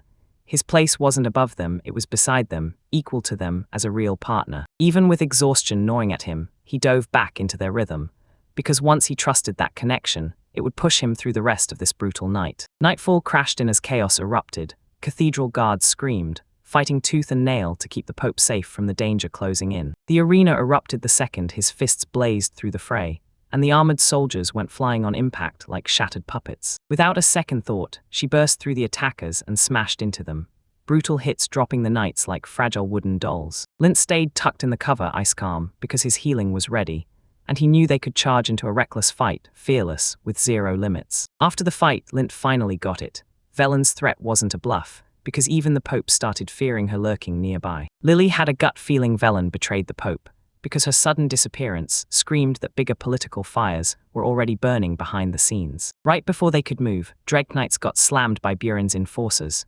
Buren's men stood over them, tall and stacked with brutal, heavy weapons. He watched, stone calm, as Birena smashed through steel like it was nothing, proving the Dread Knights couldn't stop her power. Surrounded and outmatched, she fought without mercy, ripping through the armored ranks like a raging storm of fury. Lily spilled the truth. Yeah, the Dread Knights trailed Velen, but they were only B-rank, because Birena was just way too powerful. Bodies piled up behind her, and the arena practically laughed with victory as Lint stood there, wrestling with the crushing weight of leadership. Feeling their momentum surge, the group marched toward the cathedral, praying they'd finally get an audience with the Pope. As they tore through those opulent halls, tension surged with every heartbeat, and each pounding step drew them closer to the hidden truths waiting to be uncovered. Laughter died the moment a shadowy figure lunged in, yanking Lint back just before anyone could even blink. A beast roared with fury to guard its master, and then, out of the darkness, another masked swordsman stepped into the light. Birena snapped at the challenge head-on, and Lily spilled the truth. These beast-like assassins had been guarding the Pope since the day he was born. Lint hesitated as he caught the look in both companions' eyes. These opponents were no joke, and they were gearing up to train hard against Velen before Velen even came into it. Confidence blasted through him. Lily's healing and Birena's shove pushed him so hard that backing off was no longer on the table. As Lint panicked in the middle of the fight, a killer assassin sneered and unleashed a brutal, sudden attack with zero hesitation. Weapons slammed together in a brutal clash, and Lint snapped back with fierce energy, teaming up with his beast in deadly sync, like they'd rehearsed the moment. Kagaru shot in midair just as Lint rocketed forward, their blades colliding in a violent clash, with the speed of that ruthless assassin. Even with support coming in, every strike Lint threw sailed wide, because he could feel it. His strength still wasn't even close to the elites. Defeat crept into his mind, but the weight of responsibility, and the trust his companions put in him, snapped his fading will back to life. During the chaos of battle, Lynch snapped for answers, demanding to know why his enemy guarded the Pope's authority with such ruthless fury. Lynch watched the assassin proclaim a divine mission with sickening devotion, and he knew no logic would ever break someone this far brainwashed. The plan snapped into motion at once. Lynch grabbed Kagaru by the focus and pushed him to stay locked in while they scrambled to fight off that relentless attacker. Backup hit the scene, and right then confidence surged. Kokok and Lily were waiting, while the enemies charged back in again. Monoballs rocketed in, the Lint countered fast, but steel still slammed together with brutal force until neither side would budge. Lin's opening weakness got laid bare, and the assassin pounced, rushing in before her defenses could even fully kick in. Magic exploded in the enemy's palm, forming a monstrous fireball that he blasted forward with brutal, world-destroying force. Lint burst forward without a second thought, freezing the assassin in shock as his fearless, perfectly exposed charge ripped through the moment. A huge explosion tore through the air, and Barina and Lily froze in shock as smoke and flames swallowed everything in sight. Kakyok burst out of the blast, and the assassin staggered back hard, totally blindsided by the Deku. Right after the hit landed, Lint crumpled to the ground. Then Birina and Lily sprinted over as the enemy finally fell unconscious nearby. With the orders flying, Birina bolted ahead to snag the Pope, while Lily stayed behind to heal Lint. Lent's eyes fluttered open, and two voices he knew like family flooded his ears, warm, relieved, and proving he'd finally made it back to consciousness safely. Relief flooded back in that lavish sweep, and Lint realized the assassin vanished while everyone was still tangled in the chaos. Reflections rolled in, and Lily lit into him with praise, calling out his courage while grilling him about the wild, fanatical beliefs some of the defenders cling to. Concerns hit again. Lint sensed tougher enemies were closing in, while Byrana casually dropped the exact location of the Pope like it was nothing. Tied up and burning with rage, the Pope demanded answers. Then the people shoved his past misconduct in his face and mocked him. Once his past indulgences spilled out, the Pope's shameless lifestyle shocked the group so hard they couldn't stop laughing, while still feeling sickened. Lily stepped up with a formal stare, swearing she'd been given divine revelation, but the Pope just brushed it off, laughing in disbelief. As the argument spiraled, Byrana snapped, grabbed the moment, and decked him, knocking him out cold before he could even finish his rant. Laughter erupted right after the hit, yet no matter how much Lily protested, Byrana drove in a brutal message meant to shut him up. Eyes snapped open again. Verena was taunting the shaken Pope, while Lily steadied her magic, boiling over with pure frustration. Vienna yanked the captive Pope into the shadows, and the plans to smash Valon's forces finally started to lock into place. With one sharp chop, the complaints died instantly, because they had to stash him away before they could chase their next objective. With Byranta's handle in their grip, the whole crew snapped into action, ready to regroup and charge straight for the capital. With wings flared wide, she launched into the sky, determined to meet back up later in the central city. In Medea, she swooped down and landed with the crew on top of the beast, her wings blazing with pure, divine light. A brutal spear slammed into the beast's chest, and it collapsed instantly, its chest ripped open with terrifying ease. The armored warrior shot out a cold remark, offering zero mercy, because disobedience under his command only ever led to one outcome. A loyal subordinate burst in, wheezing for air, and yelled that the Pope had been snatched away by someone called the Holy Mother. Valan snapped into command right away, barking out orders as Sheikh snelt, and took the mission on with quiet, unshakable resolve. The streets exploded with travelers and merchants, and Lind guided the disguised girls through town like he was racing the night itself. With his fame swelling fast, Lind pulled Barina and Lily aside and warned them, "Don't draw eyes to yourselves or get noticed for the wrong reasons." Barina teased him while she tugged her hood into place, her ears twitching like they couldn't hide the buzz of everything she felt through that thick cloth. They dug into Guildmaster Barin's ancient robe, his treasured gift that screams, loud and clear, how much trust he carries and what duty he can't escape. The moment they brought up the Pope, everyone froze in shock, while Lint let out a nervous laugh, feeling Barin's dad-like worry for Lily hanging heavy in the air. Barina erupted in cheers, hugging that coin pouch close, ready to blow all 100 gold coins in one wild day. In a jam-packed outdoor cafe, whispers ignited about Velen, the fearless leader of the Dread Knights of Dragon. As they dug into their meal, Lint leaned in for intel, while Barina demanded they clock their enemy first. Tails swore Velen was swinging a monstrous axe, so brutal it could take down an Emperor-class dragon beast all by himself. Wearing dark armor, Velen once crushed an 8-headed dragon that had wiped out an entire village. Velen hoisted his axe and lunged straight at the monstrous multi-headed dragon, no fear, no pause. Explosive roars tore through the battlefield as blazing magic shields snapped up everywhere, blasting back lethal flames from every direction. Even as bullets and flames rained down, his armor stayed spotless. Every defense held its ground perfectly under the pressure. With one crushing swing, Velen's axe carved through the dragon's necks in a single, final strike. He steadied his weapon with razor-calm focus, and then he went for another hidden skill, without a single hint of losing control. With one seamless move, Velen hurled his spinning strike forward, blasting shockwaves outward in a brutal, sweeping arc. Shattered debris blasted through the air as a colossal explosion swallowed the battlefield. Then the last dragon's roar finally went silent. From the cafe, Lint stared at the wreckage in stunned silence, frozen while everyone else scrambled to snap him out of it. Barina pegged Velen's odds at a jaw-dropping 70%, and it left Lint stunned more than it ever comforted him. With allies like Kagaru and Gil backing him up, Berina calmly called it. Kayuke would be the one to live. Tjulk shrugged off Kagabu's strike, while Gil slipped back, trading space with two evenly matched enemies. To boost their chances, the crew pored over Barin's quest tips, pushing hard to climb into rank status. Right as they were about to kick off the mission, something unexpected crashed the party, yanking their plans out from under them and changing where they were headed. Verena's arrival and Lily's title stunned the whole room, and just like that, everyone let them in, even though they hadn't made a reservation beforehand. Recognition hit the host hard as he spotted Lint, the legendary dragon Tamer, standing right among the legends. Ritorvani Ritona greeted them with open arms, as Lint broke down exactly why they needed the right quest gear. They didn't hesitate, they demanded the best weapons, going for what actually works, not fancy decoration or noble show. With royalty-level experience in his pocket,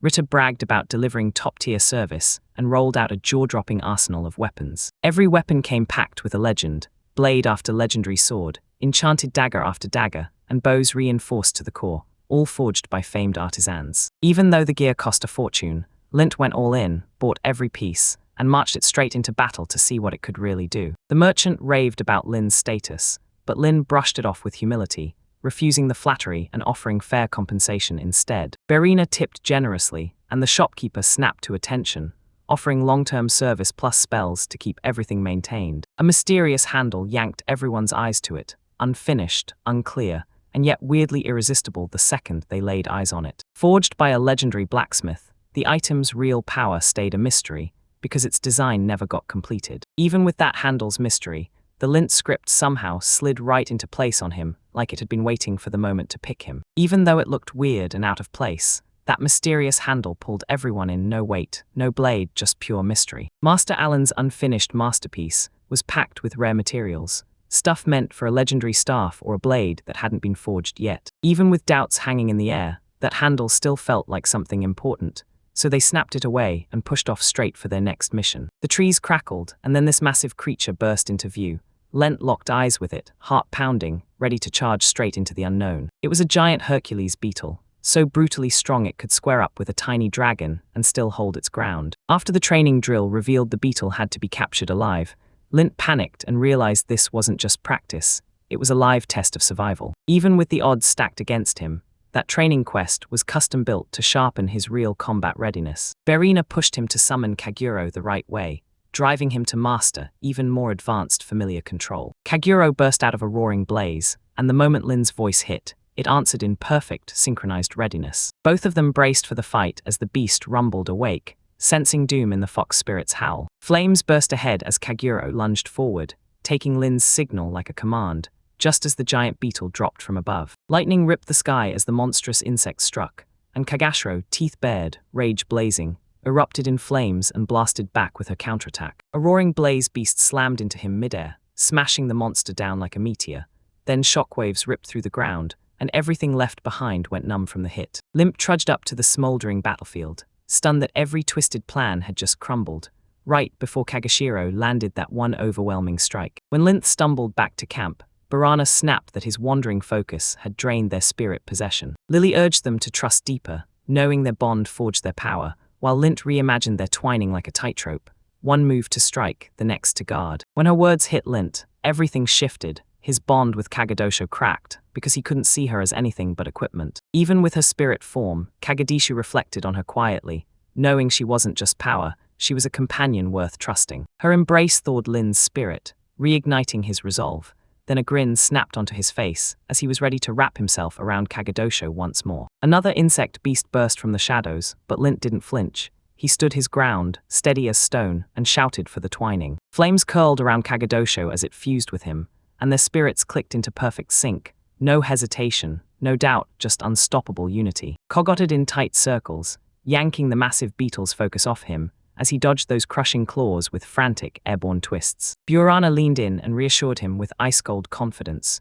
Weak beasts like Kagedushu couldn't rile Hercules, beetles, unless they felt real power. After mastering spirit possession, they warned it would lure in even deadlier enemies, so Kagedishu got assigned straight to Lily's training. Guidance kept going, syncing every breath with Kagedashra, forging a stronger bond as their twining tightened with newfound power. Eyes shut tight, he locked onto Kagedashiro's pulse, and with every beat the flames surged, turning that connection deeper than any time before. Trust snapped into place, fear melted away, and he handed the whole fight over to Kagedashiro's instincts. Roaring power surged through both of them as pain, pure resolve, and total transformation slammed together in one synchronized, spirit-bound awakening. Kagedosho's flames enveloped them as one, and that shared blaze finally screamed to the beetles. Threat detected. Outnumbered and surrounded, they stood their ground like stone. While the beetles pressed in, the fire in him never even flickered. Their power surged out of nowhere. Watchers froze in awe as Lint and Kagedashiro shattered every limit they'd hit before. A blinding explosion detonated across the battlefield as Kagedosho's final strike smashed into the beetle. Shockwaves ripped through the forest, flames blasted into the sky, and when the fire finally tore away, all that remained was brutal silence and scorched ground that trembled underfoot. Consciousness seeped back inch by inch, warmth wrapped him in Lily's gentle embrace, yet his thoughts still floated, tangled in confusion. He tried to move again, and exhaustion slammed into him, so his hand, by pure accident, pressed into Lily's body once more. Lily spoke in a steady voice, and that calm snapped the nervous strain. Then their fusion surged so hard it overloaded his system past the safe limits. Lint was hauled in near the campfire, and while Lily urged everyone to rest, Byrina stepped up with hot, freshly roasted food and steady, supportive energy. He dug into the meat and loved every bite, until he found out it was made from the beetle he'd stomped earlier. Charred crater hit him like a flashback, pure aftermath. He remembered merging with Kagedosho, but everything after that blurred into nothing. KLK blinked beside him, and Lily snapped that overdoing spirit control had crushed his body until it gave out. Realization hit like a thunderclap. He needed to grow, not just for himself, but to make Kielk and Alas stronger too. Kielk got exposed as the one who finished the beetle, and the crowd went silent when his unexpected power lit everything up. Shocked by Kielk's sudden sword blitz, Lint grilled Lily, demanding how someone kept leveling up that fast and getting that strong. As Lint evolved, it forged a bond that tied them all together, and with it, Birna, Lily, and even Kielk's true potential began to surge. Stoked by how far he'd come, Kielk swore to train even harder and unlock abilities even stronger. Byrina sat there sipping tea, calm as ever, smiling while Lent fought like a storm under the dark, looming forest canopy. Lily watched Lin's progress shine even after he stumbled in the early rounds, and it was clear his skill had surged upward. Kakyoka's perfectly timed moves showed just how much they'd leveled up. Each strike hit harder, and their teamwork looked razor-sharp. Lin drove forward, swing after swing, while Kakyoka whirled and slammed each hit, pressuring the enemy non-stop. Knocked flat but not shattered, Limp hauled himself back up, burning with stubborn resolve as Kakyoka struck again, and this time they hit as one. Explosions blasted around Lint as Kakyoka surged forward. He flung himself aside, snatched another sword in a flash, and crashed into the attack. With chained weapons flashing, Lint struck back with brutal fury, each hit yanking Kakyoka's momentum off course, until every blow landed with sharper, deadlier precision. Bruised and gasping for air, Limp still managed a grin when Lily burst in and started stitching him back together. A warm, healing glow washed over them. Kakyoka screamed in pure joy, and Lint finally exhaled, Lily's magic rushing through him like strength coming back to life. Afterward, Burana scrutinized the weapons. Lin raved about their balance, and then admitted it.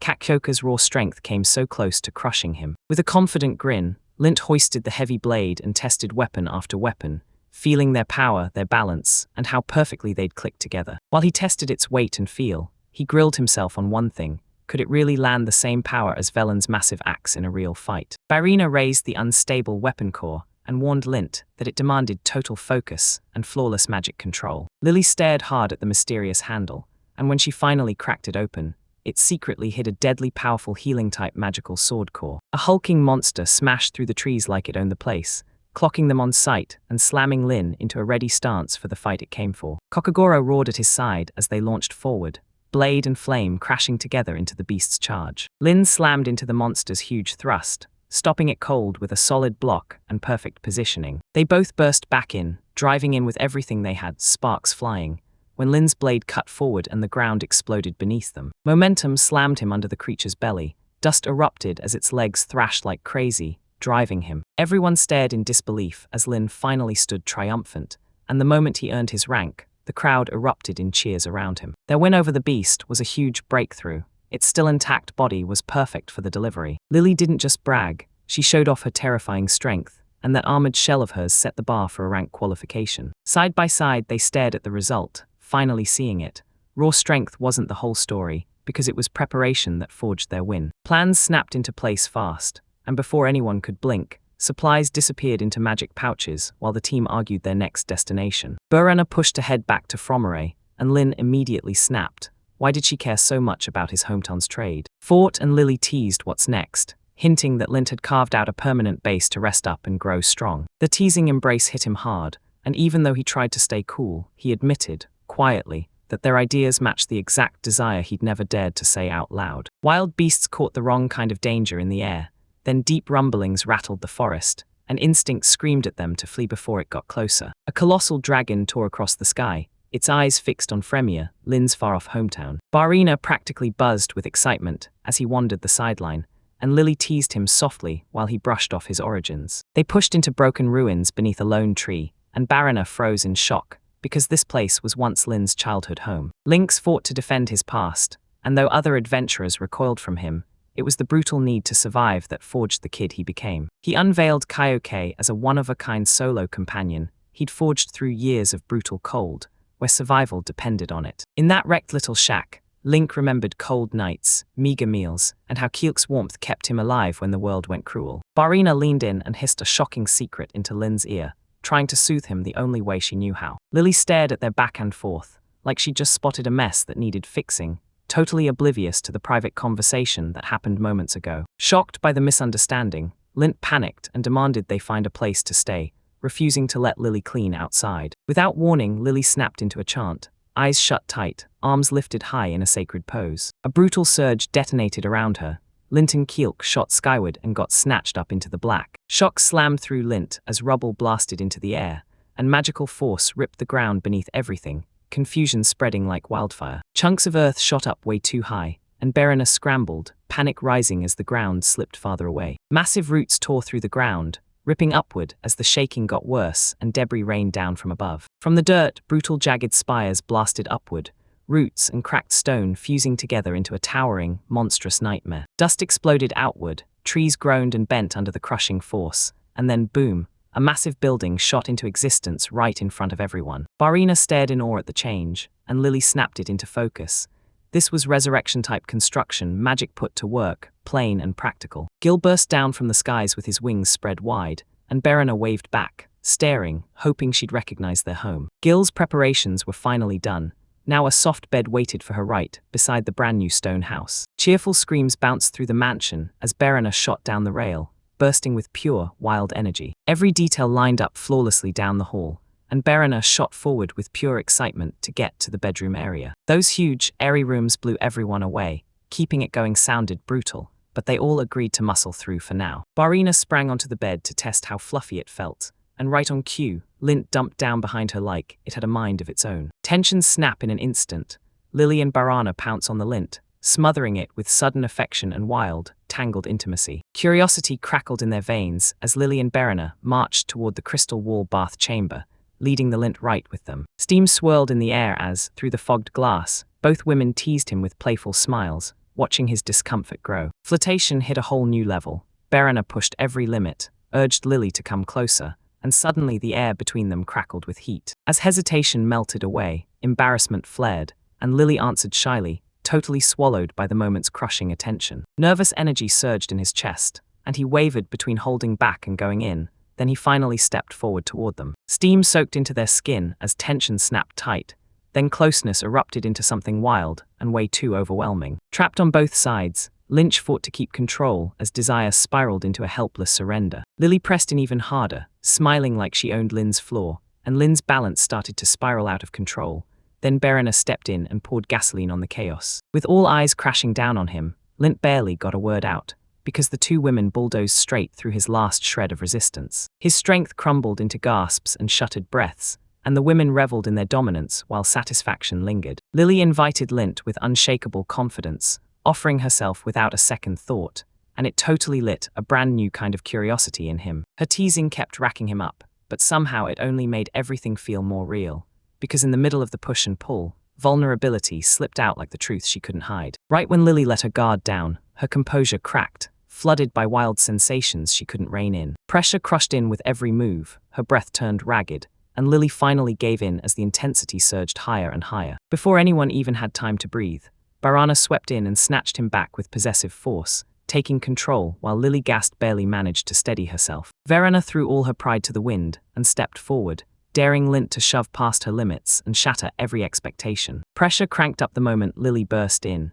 tossing playful chaos straight into Berena's carefully locked-in confidence. Lily tested every limit with sharp, teasing control, and with relentless, smart pressure, she peeled back Berena's secret cracks and exposed a vulnerability even she tried to hide. Friction erupted between them, dominance swapped back and forth, and revenge with mischief tore through whatever fragile restraint they had left. Even with their rivalry burning bright, they moved in perfect sync, bodies trembling hard until the tension finally snapped and spilled out together. All three hit their limit at the exact same moment, slammed by the same raw tension as everything finally peaked. After a quick breather, that comforting warmth swept back in as they tended to each other, right where it mattered most. Rest didn't even get a chance, desire surged back, and it capped Lynch's first night in brutal, non-stop waves of intensity. Morning sunlight spilled over the castle walls, and birds sang above the noble's private chamber. Linda stirred awake slowly, trapped in the warm cocoon of Lily's embrace, while Marina curled up beside her like a sleek little cat. Their crushing connections snapped back into place,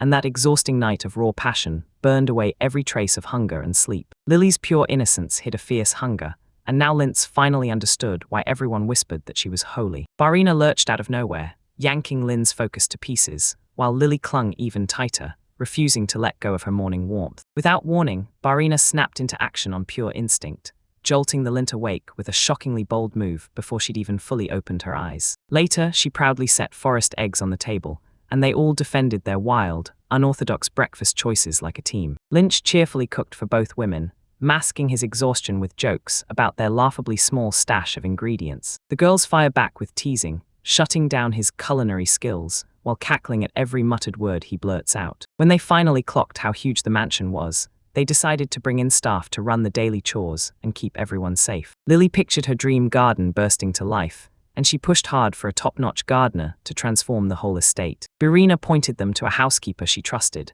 and suddenly everyone started buzzing, dreaming up the perfect home they'd build together. Later that day, Lynch prowled outside and scouted the area while Barina rushed to Lily's side, checking on her after their last fight. Barina joked about lugging heavy loads, and Lily snapped back that she could still soar through the air with zero effort. Lynch ducked into the back path, hunting for some peace away from the other adventurers, even if he didn't really need to. Lynch thanked them for the help, and Barina buzzed with anticipation for a fight, only to realize she had no clue the monsters were gone for good. Beast sensed Lily's divine aura and bolted into hiding, terrified of the Holy Mother's presence. He and they halted by those familiar ruins, and with a grin, he proudly pointed to the very spot where he unearthed the Book of Stars. A strange emptiness crawled down the forest trail, and Barina felt it in her bones. Something was lurking out of sight. Lily had a gut feeling that the magic concealment was hiding something, either the book's power at work, or a crafty camouflage spell keeping it all disguised. She leaned in and told me this.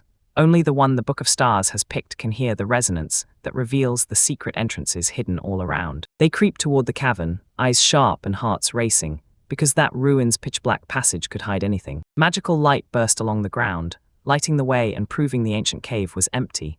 No beasts waited in the shadows. Barina's animal instincts erupted, and the shame hit her hard as Lily laughed, teasing her for acting exactly like a real beastkin. Berena uncovered strange symbols etched into the wall, but the dark residue smeared over them so badly they were impossible to read. Blood splattered across the wall, and the lead-in messages blared the book count, where each one was hidden, and exactly what they were meant to do. Dry blood smeared over every detail, hiding the truth on purpose, and they kept pushing forward with answers still dangling just out of reach. In the wrecked chamber, Lintz pointed straight to the precise spot where he'd uncovered the book. Last time, those scattered pages slid across the floor unnoticed.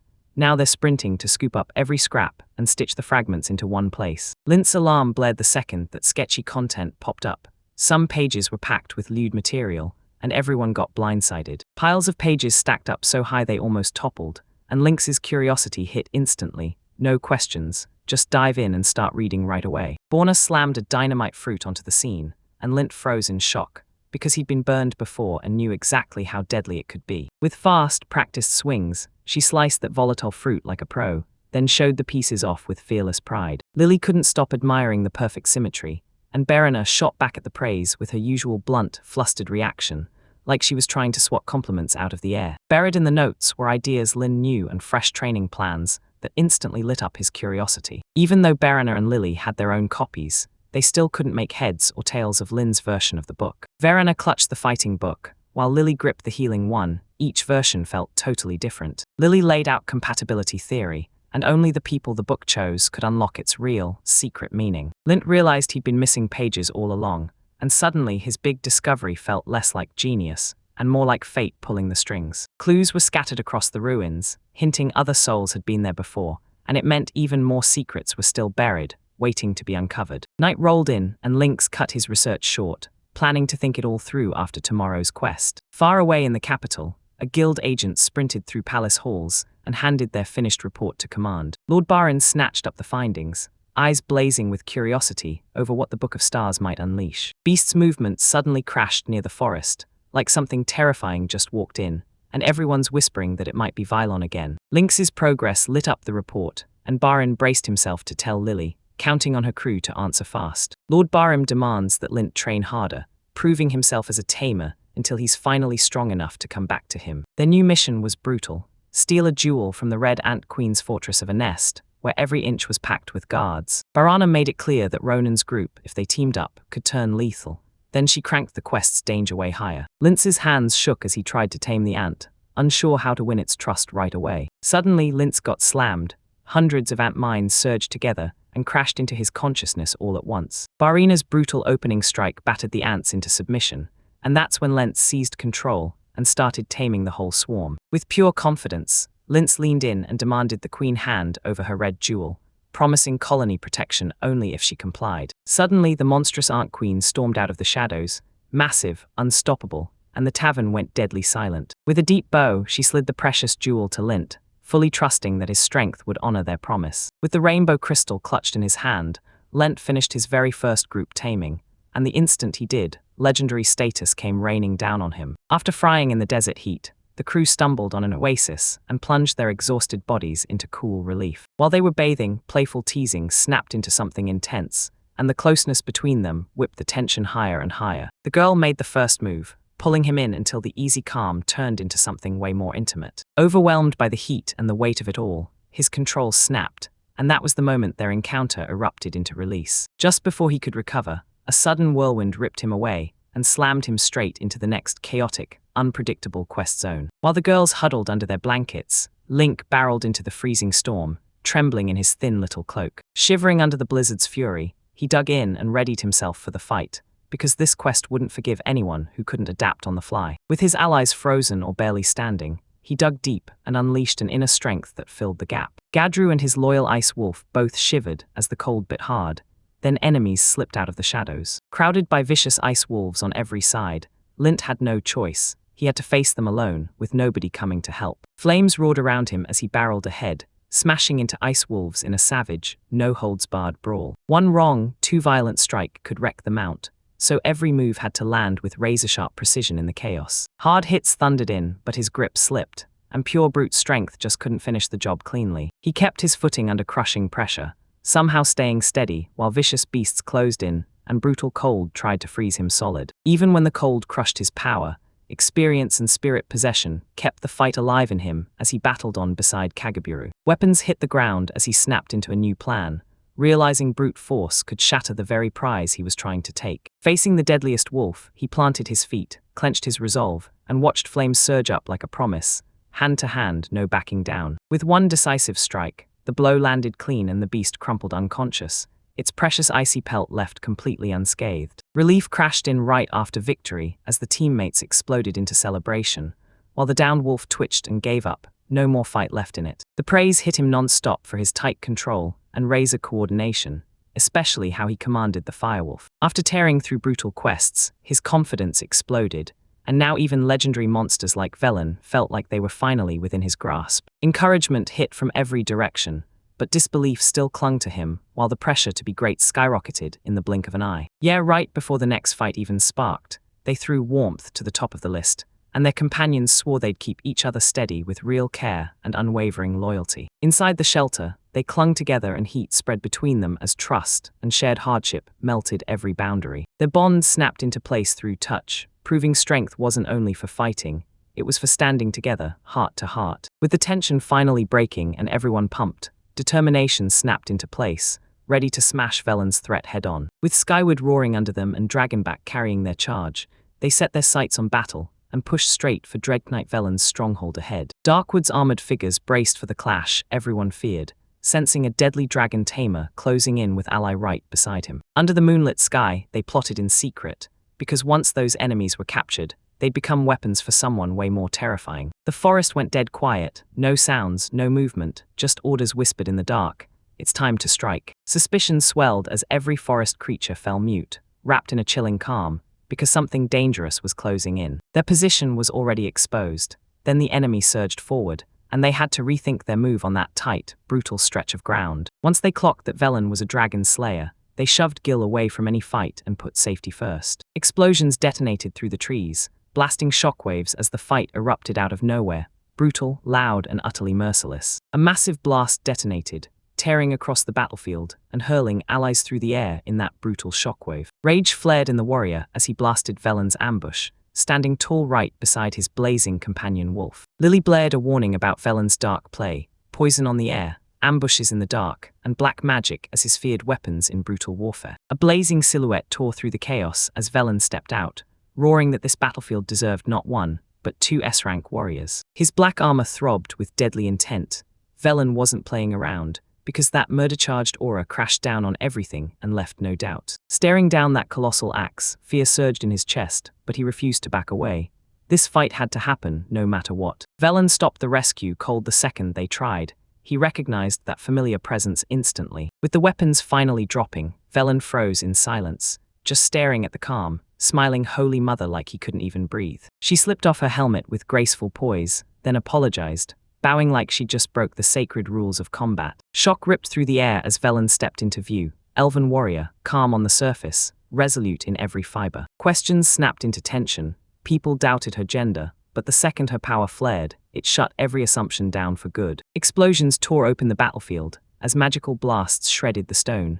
Fire thundered under a sky ripped apart. Barging through smoke and roaring flames, Lin and his beast companions sprint straight ahead to stop the deadly axe warrior before he strikes. With fierce momentum, he snapped her strike out of the air, and their blades slammed together as brutal magic surged around them. The enemy struck back with ruthless fury, shoving Lin back, and even though her experience gave her the edge, she couldn't deny his skill was sharpening with every move. Right as he braced himself on the counter, her devastating strike smashed his blade to pieces, pinning him in a brutal corner where defeat finally crushed him. Power ripped through Lin's body as Kakagro's spirit fused with him, and a brutal counterattack erupted from deep inside. Even with the enemy bearing down with raw power, Lily and Berena just stood there, stone calm, because they knew their master's resolve wouldn't crack. Rattled by the taunts and written off as nothing, Lint steadied himself and lifted a blazing blade, ready to clash with the deadly great axe again. The warrior's brutal force slammed into his sword, screaming that all his effort was pointless, but Lint dug in his heels and refused to back down. Steel screamed through the air as Limp whipped her strike upward,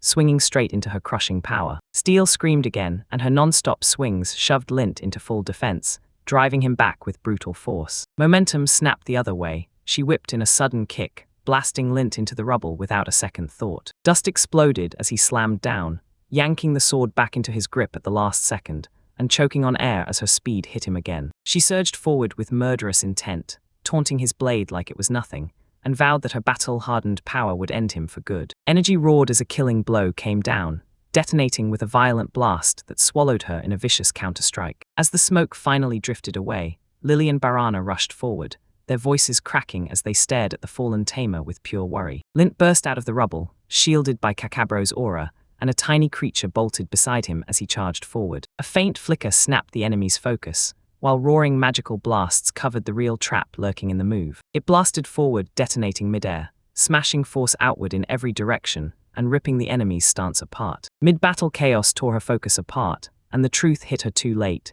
She'd miscalculated and gone down for it herself. As the smoke finally drifted away, her confusion exploded, because that fuzzy creature was floating right beside him like a living shield. He didn't hesitate, he proclaimed his belief in his familiars and strode forward, confidence surging like a wildfire. A sinister grin snapped onto his face as dark flames spun outward, teasing the kind of destruction that proves he means business. She screamed Valan's name, and energy blasted into the sky, ancient magic tearing the battlefield apart with violent force. Every instinct screamed, run, because strange magic burst into the air and froze the very Lint in place, a cold, creeping dread crawling up his spine. Dark magic surged forward, roaring like a living storm, and it looked ready to gobble up everything in its path. He sucked in a deep breath, and the power finally snapped into place, wild, dangerous, and fueled by desperation and pure, unshakable resolve. Spirit energy erupted around both blade and beast. This time, he fully unleashed Kakabro's real power. Each swing tore lightning through the air, blasting a relentless storm of fury straight at the enemy's unstoppable charge. Final strikes smashed together midair, and the air itself crackled as power, speed, and pure instinct all hit their absolute peak. Explosions ripped across the battlefield, rattling the ground and swallowing the sky, and anyone caught inside that blazing pressure got crushed before they could even react. Ripped out of the air, he got slammed by the blast again, spinning through thick smoke in a storm of raw, violent turbulence. For a heartbeat, the debris scattered, just long enough to expose what was coming, and it hit him before he could even clock the danger. A crushing blow slammed in from behind. Her counter hit instantly, brutally, and left him exposed as nothing but weak. With a desperate shout, he hurled Kolka ahead, praying the familiar would snag it in time before the next strike crashed down. Kolka exploded forward, slammed right into her, and blasted the incoming attack apart with sheer force. Power erupted from his core, and the creature spun through midair, blasting compressed magic in every direction. Her armor exploded the moment it hit, her stunned eyes went wide, and that spinning blast swallowed everything around her in an instant. Lunt hoisted his staff, but a sudden burst of magic slammed into him and snapped his stance in an instant. His barrier cracked open, and the magical blast punched right through, turning enchanted armor into brittle, unstable rubble. A blood-curdling scream tore through the chaos as the explosion ripped away her shield, leaving her exposed in midair. She slammed down hard, fury shaking through her, and in Lin's stunned eyes, shock snapped into pure rage. Blazing with embarrassment, she yanked her clothes over herself and shrieked as the team awkwardly cheered their totally accidental lucky shot. Lind couldn't stop staring at her, and his amused beast girl companion immediately started throwing teasing remarks. Mocked by their own words, the warrior snapped on the spot, rage blazing as the Lint's apparent reaction made it crystal clear. Instead of backing off, she charged straight into the chaos and declared, loud and clear, that she would never surrender. Mockery kept pouring in as her rival pointed out how useless her state really was, and it made her squirm even harder. Crushed by that brutal humiliation, she crumpled to the ground, unable to take the shame another second. Lynch tried to explain herself, but her shaking shoulders gave everything away, frustration surged, and exhaustion crashed in. She swung in a heartbeat, smacking him back hard, while her own conflicted, blazing embarrassment burned so hot she could barely hold it in. Everyone tore into him for his carelessness, while she snapped and demanded freedom from the spiral of humiliation crushing her. Lily watched the scene with icy calm, like she knew an emotional outburst always slips out the fear someone's been hiding behind pride. They snapped back control with threats of discipline, making it crystal clear that if they didn't submit, force would be used to make them. Panic crashed over her as the danger roared louder, and she threw herself into desperate screams for mercy and forgiveness. Seeing her despair, Lynn snapped, stopped the chaos cold and brought the whole group down to calm. Baffled by their talk of taming, she demanded what it even meant and whether it was legal, and she just couldn't believe it. They kept reassuring her, laughing while they spilled the truth. Lin had a wild reputation for breaking the rules and still getting results as a tamer. One companion leaned in close and admitted she'd joined him by choice. No coercion, no second thoughts, just taking his orders willingly. Confusion surged again as doubts about control and freedom crashed into the very heart of Lin's offer. Her doubts finally cracked open after he laid out his plan to topple Keelam and rip out the corrupt leadership for good. Trust blossomed when she admitted that fear had bound them to a terrifying, powerful traitor. Keelam's control hung over the whole city like a shadow, so heavy that even divine powers couldn't stand against his dark influence alone. Hope surged back when a bold alliance was proposed, promising a single united plan to drag peace back into the world. Wings flared wide behind her as she proudly declared Lint her divine-backed leader. The bond between them unleashed power so wild it stunned everyone, especially the warrior who drove divine energy into the Awaken. When they joined forces, encouragement lit a spark of hope. Maybe they could actually flip the tide on this crushing crisis. Her confidence wavered for a second, then guidance slammed back in, steady and fierce, as if someone finally wrestled her fear into control and her strength. It looked ready to break every limit. Desperation burned in her chest, and when she begged for power, she swore she'd tough it out no matter what came roaring next. Then it all spiraled fast. Lin's clumsy words tripped everyone up, and the group instantly read his meaning wrong. Velen froze with her arms crossed, and Lily's warning hit like a command.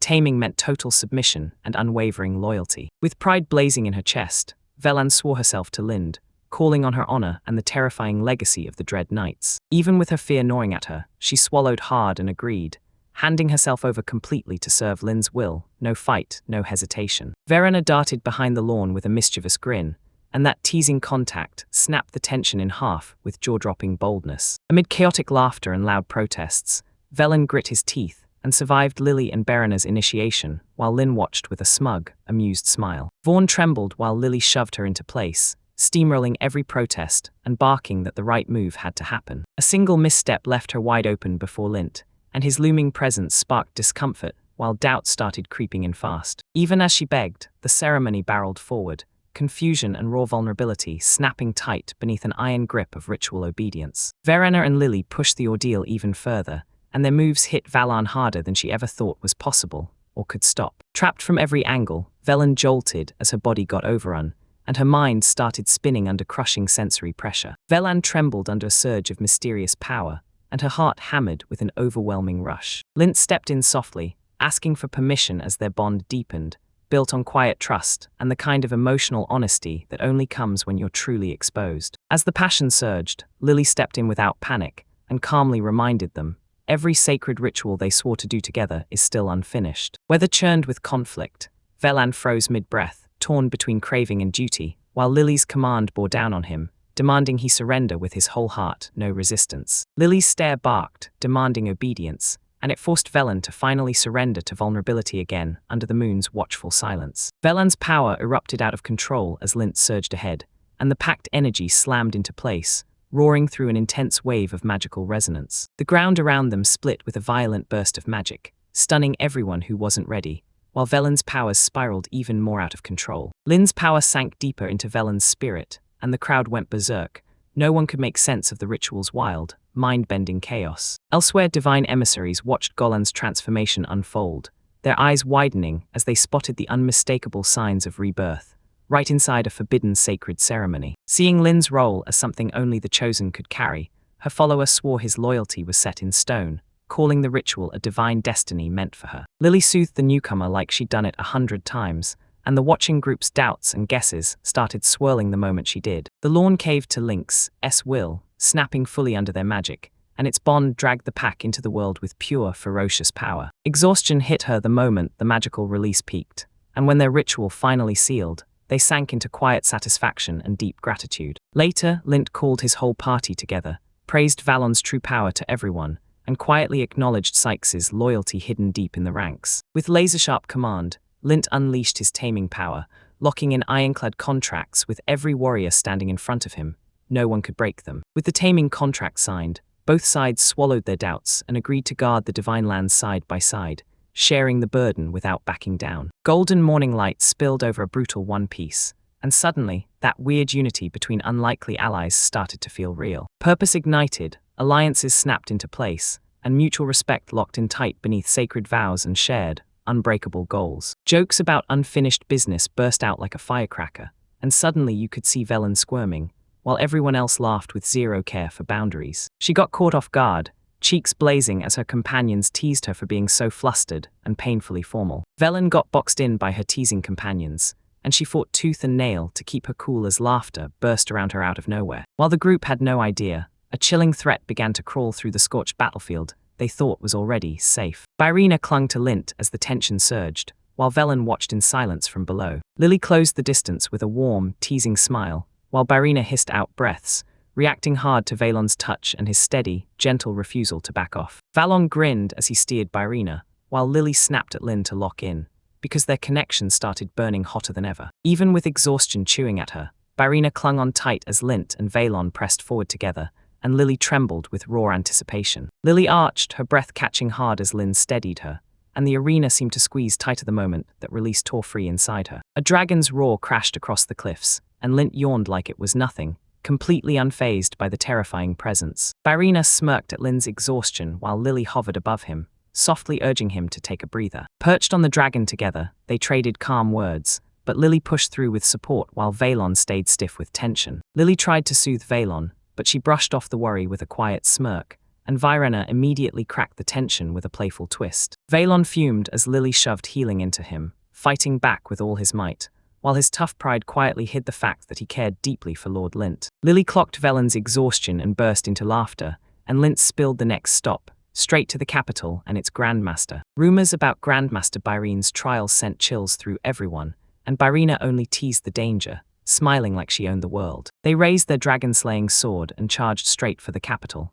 Then, once they finally hit the city streets, the whole crew geared up to make their report. Byrina marched the group in with total confidence, and Lind sealed their success by handing Valon straight to them. Right after the Grandmaster praised him, Valon froze on the spot, swallowed his confusion, and plastered on a tight, forced smile like a pro. She blurted out an apology fast, terrified of getting chewed out, and the Grandmaster just chuckled, like he'd raised and trained every single one of them himself. Blown away by their win, V-Rank officially shoved Limp up into V-Rank, and the whole world still couldn't believe the shock announcement. Jokes burst through the air as Lint panicked, and Valon snapped out his danger level, while B-Rain got ready to unleash something huge. Lin held up a gleaming guild card, and the look on his face said it all. He'd finally made it legit. Memories slammed back in, and Rumi's voice rang out while Byrina kept needling her, laughing away her gratitude like it was something way more romantic. Fear hit hard as the gods' uprising brewed, and B-Rain fired off a proposal for action while Lint listened, tension stacking up with every heartbeat. Discussions snapped into full strategy mode,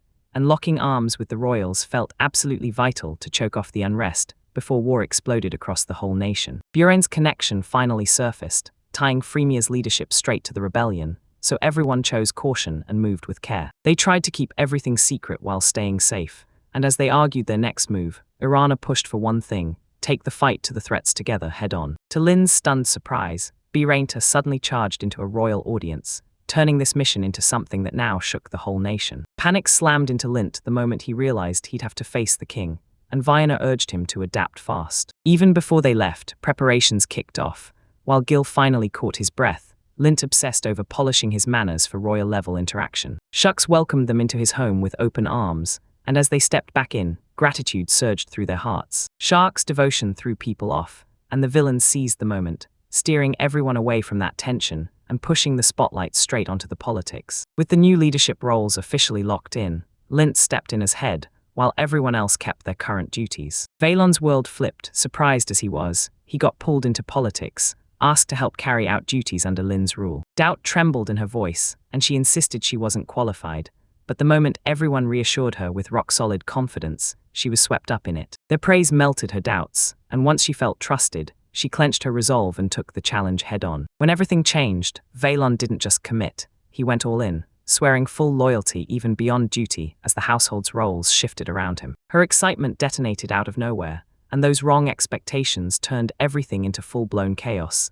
teaching everyone that leadership takes finesse, not just momentum. Trapped in a tight, made-for-him outfit, Valon squirmed through wave after wave of discomfort and mortifying embarrassment, as the revealing design left him no choice but to endure it. Laughter burst from behind her, like it was all just another quick errand, while she brushed off Villan's obvious rage and the way her overwhelm crumpled the moment. Rage surged to its peak, but she still obeyed, tail flicking like a whip, sprinting out while hurling insults and snapping into every order. Back at home, the whole crew huddled up and hammered out the logistics, while Lint threw out a half-joke about Valon struggling to slide into her new role. With Sykes juggling everything upstairs, Byrana stepped in to help, and right when things started to settle, the responsibility got tossed around again, and the chaos roared right back. Lint crumpled onto the bed, wiped out, Byrana's stubborn shove had shoved him into an unexpected. Right out of nowhere, Lily scooted in beside him, and her playful energy flipped the whole vibe. Everything suddenly felt tense and charged. Shike slid in without a sound, and as Lily stepped up and took the lead, her fearless confidence lit a spark in the whole room. Pressure kept ratcheting up as Lily edged in, her teasing turning sharper and sharper, until Lin's composure finally teetered on the edge of breaking. Lily's whisper shattered his restraint, and the tension detonated, before either of them could stop it. Right when Lily's passion hit its boiling point, a brutal crash of footsteps slammed into the moment and yanked everyone out of it. Byrana shot back early, proudly showing off her brand new guild outfit, completely oblivious to the chaos about to erupt all around her. Shock hit as Myra crumpled inside, utterly drained and hurt from some brutal clash, one no one ever saw. Myra tiptoed into the packed market, totally clueless that her outfit would steal everyone's eyes so fast. Vendors screamed their sales pitches as Myra tried to slip into the crowd, but every step she took made eyes snap onto her and whispers follow. Shaken and flustered by the stares, she hurried inside, then ripped out of the market and sprinted at full speed. Far beyond the city lights, she crumpled to the ground and lost consciousness, and her friends rushed in to heal her without even a second thought. Groggy eyes fluttered open, and familiar voices rang all around her, proving she'd made it back safely to the people she trusted most. Myra's eyes narrowed as the room buzzed with talk. She weighed the offer to join, guarded on the surface, but burning with curiosity about what her role could be. She grilled the terms, shocked that it meant remote duties, and even surprise house chores that went way past just guarding. Lured by the huge paycheck, she paused, eyes narrowed, still unsure what those weird contracts were really going to cost her. Taming conditions hit her like a jolt, raw, physical, and brutally awkward, but she still faced Lane and demanded he prove his real intent. Lintz snapped back with rock-solid confidence, calling taming a true partnership, while Myra fought to wrap her head around the chaos. She scoffed at his offer, snapping that he was inexperienced, but deep down, something in her stirred to life. Touch suddenly turned urgent. 1 minute they were trading banter, the next the tension slammed down so hard neither of them could look away. As they got closer, every move sent fresh heat surging, until the bond between their tightly locked bodies felt like it was about to explode. Her calm shattered as pressure surged, every move dragging her farther from control. Breath turned ragged, and her mind started to slip. Smothered by waves of feeling, she clung to him like her life depended on it, crushed by emotions she never saw coming. Myra crumpled between them, gasping for air, completely overwhelmed. Yet teasing voices rang out like proof that her new life had finally started. Right when things were going smoothly, the maid burst in pale, frantic and fuming, then skidded back out fast after seeing the chaos she'd just walked into. When morning finally brought peace, Lynch slipped out quietly and headed straight to the local guild to check in. The moment Lynch showed up, he cheered at Rumi like everything was fine, while she quietly nursed old grudges from the past. Arms full of papers, Rumi snapped at him for vanishing so long, and she didn't exactly welcome these new faces with open arms. Rumi confronted him, grilled him about those old feelings, demanded to know what he really wanted, and pointed at how their little crew was growing fast. Trying to keep the mood light, Lint tossed out his rank change, while his nerves kept screaming louder with every second. He demanded a meeting with Master Quill, praying they could finally talk face-to-face about something that mattered. Quill grinned as he welcomed him back, praised his promotion, and pulled him inside like, "Come on, let's talk." Outside the guild, his party hovered on edge, desperate for signs he'd managed to win the Master's favor. To make room for the reunion, the others slipped away, watching the local adventurers like they couldn't believe their luck. Among the stronger groups, whispers erupted, because out here, survival demanded raw grit, and that's exactly what Lint had clearly learned to build. By the crackling hearth, old friends leaned in close, trading warm stories, each memory lighting up their faces with comfort and smiles. Even after all those years, gratitude didn't fade. It stayed burning bright, and quiet mentorship kept steering Lin from an orphan's life straight into adventure. Laughter still ringing as tea got poured, the conversation suddenly turned heavy, then somehow, they still chased hopeful dreams for the future. Vermeer's political mess threw up major obstacles, but both sides still nodded and promised to show up in person to settle everything themselves. Tension hung in the air like a loaded weapon, and Rumi had to slip out for a moment to catch her breath from the political fallout. Alone in the hall, she poured the tea with shaking hands, her mind drifting as those territorial worries she overheard kept clawing at her. Prockwell's departure left a sting in the air, like they weren't saying everything, and Lin was told to come back soon, because bigger secrets and answers were waiting. Offhand suggestions cracked everyone up, then Rumi's reaction hit like a reveal, showing there was more she hadn't dared to say out loud. Strolling down streets he knew like the back of his hand, he sank into memories of home, then wondered where his companions had slipped off to. A cloaked figure seized his attention and called out straight to him, and her sudden interest snapped him out of his lazy thoughts. She clocked him as a tamer on the spot, then handed him a rare appraisal, so confident it almost felt unreal. With a reluctant lean-in, he let her scan him anyway, still thrown off by her weird request. Her smile vanished fast, seriousness slammed into place, because his presence was rare, almost unbelievable, and he stared her down until he demanded answers she flat-out refused to give. The shock of his limitless potential hit him like a punch. Then, before he could even get answers, his companions came sprinting back, worry written all over their faces. He spun around to explain, only to find she was gone, leaving him staring, stunned, with pure disbelief in his gut. When he spilled what happened, the whole group tensed up, because her real identity could be something deadly. Lily clocked the moment she saw it.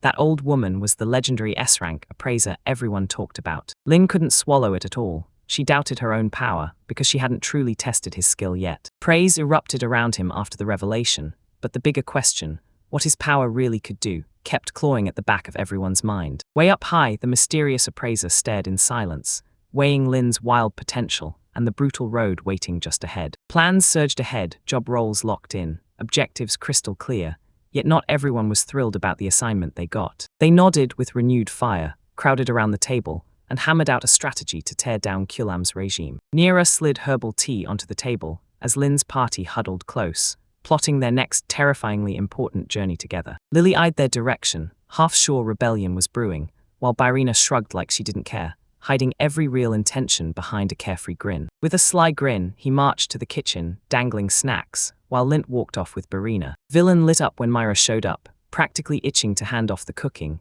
because it clashed hard with her noble pride. Even as Villain protested, Lint shoved the decision through and forced her to keep the maid outfit while they prepped for divine reconnaissance. Vylon made it clear, even plain citizens in the land of the gods could throw down with C-rank strength. Then Lily, worried about Kellamy's influence, marched right up to the lawn and demanded the truth about his dangerous dark magic. Byrina warned that dark magic feeds on sacrifices, while Lily's divine spells pour out healing power, bolstering their allies instead. She went rigid because Kellamy's cursed words might have already slipped past their kingdom's divine magic barrier. Believing Kellamy was clutching the Book of Curses, Byrina pushed for a terrifying plan, the Forbidden Book of Stars. Villain yanked the Book of Stars back, and just like that, proved she'd been hoarding it in secret until this exact moment. Everyone threw out their own kind of healing, taming, and boxing, each one wielding a different power from the Book of Stars. Once they finally felt their bond click into place, they knew in their bones that owning every volume meant destiny was about to swing the door wide open for something massive. Plans sparked excitement, but Lint hit the brakes,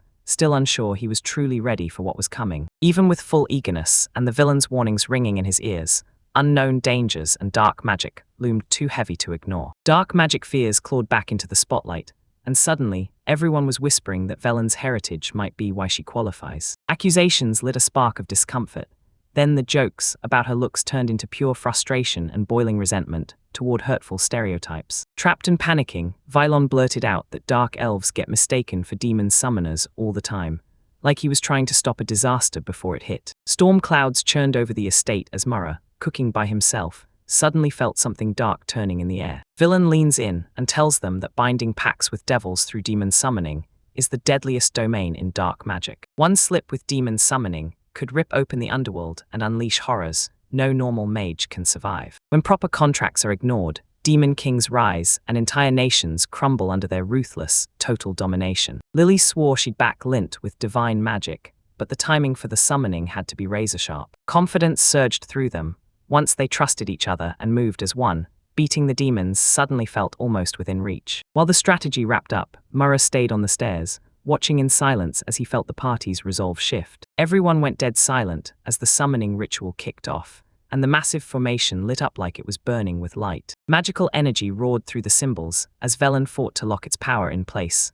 One wrong move and it would have shattered everything. Lily barked a warning to keep her balance, because one slip would spell disaster for everyone around her. Flames shot straight up as Valan roared, unleashing raw, unstoppable power the moment the summoning circle flared under her feet. A dark mass surged upward, and terrifying Murrah bolted from the scene in full panic, racing to escape the danger. Magic erupted in a violent surge, energy screaming upward, and Lily had to leap into action, pumping the summoning harder than ever. Power exploded from the circle, and Link hit the taming command with everything he had. Confusion hit the summon hard as it tried to figure out how the taming ever worked, because this time, it didn't even have a real recognition packed in place. Darkness roared and thickened until one lone figure finally broke through, trembling into view. A sharp gasp tore through the room as the demon girl burst in out of nowhere, leaving everyone stunned at her surprise entrance. A bolt of lightning crashes down, then a furious, steaming girl erupts into view and screams at Lint for trying to tame her. Barina and Lily flash wicked grins,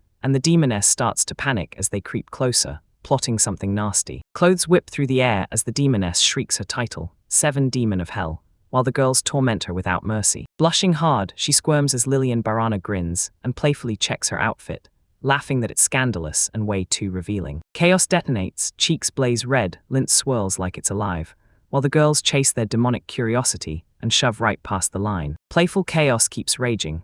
Barina and Lily lock in friendship and yank the demon girl into way too much personal closeness. They jab at her youth, she snaps back in furious protest, then her ancient age slips out, leaving everyone staring, stunned, and doubting her on the spot. Limp tries to talk it out, Barina leans in for an up-close look, and the moment sparks embarrassment.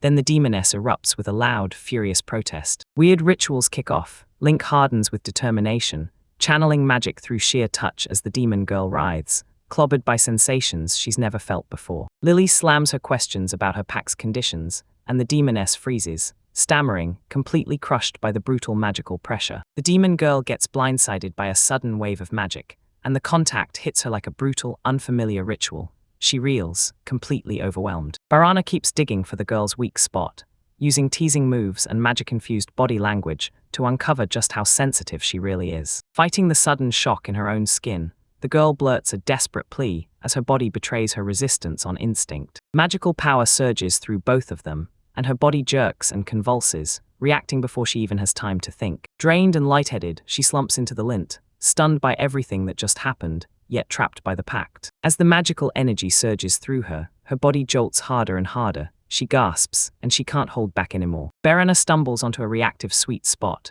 then zeroes in on the demon's tail, using its nerves like a secret button with playful, razor-sharp precision. Bombarded by all that attention, the demon girl snaps in protest, and the way people react to her stories spills her hidden magical imbalance right on the spot. A surge hits out of nowhere, the link spikes to its highest point, and it slams both of their auras together in forced, perfect harmony. Wiped out and burning hot, she crumples against Lint, her pact sealed at last, but confusion and raw vulnerability still claw at her. Now cradled in Lin's arms, the demon girl lets out a satisfied breath, still flushed, still dazed, but finally feeling okay. A young observer freezes in panic after catching odd sounds, convinced, wrongly, that dark magic and a curse are about to swallow everything. Confusion hits her hard, and curiosity keeps gnawing as she can't stop asking whether this is real consent, or if there's something darker driving it. Elsewhere, the others gaped in shock. Turns out even hardened fighters didn't expect that taming ritual to actually work. Teasing picks up again, and the newest ally suddenly jerks in surprise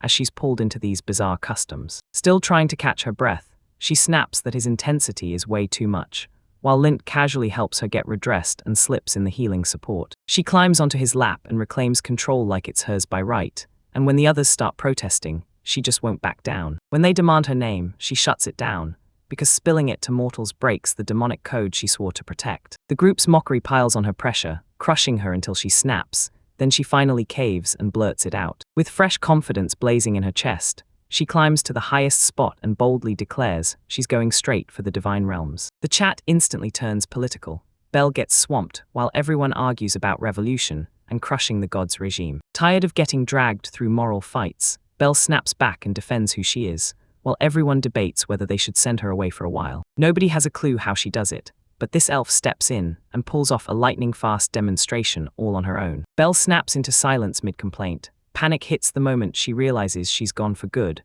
unless the party calls her back and summons her again. Lint pushes for progress even when it's a headache, because Belle's still priceless, especially with her sick knowledge of the dark arts. Far beyond the cliffs, Count Dehide's fortress towers over the hinterlands, swallowed by heavy, storm-burdened skies. Deep inside the castle's thick walls, a messenger bursts in, warning that something ominous is closing in, maybe even a threat as deadly as a dragon. The noble freaks out the moment he realizes the Holy Mother is right among them, and she's not alone.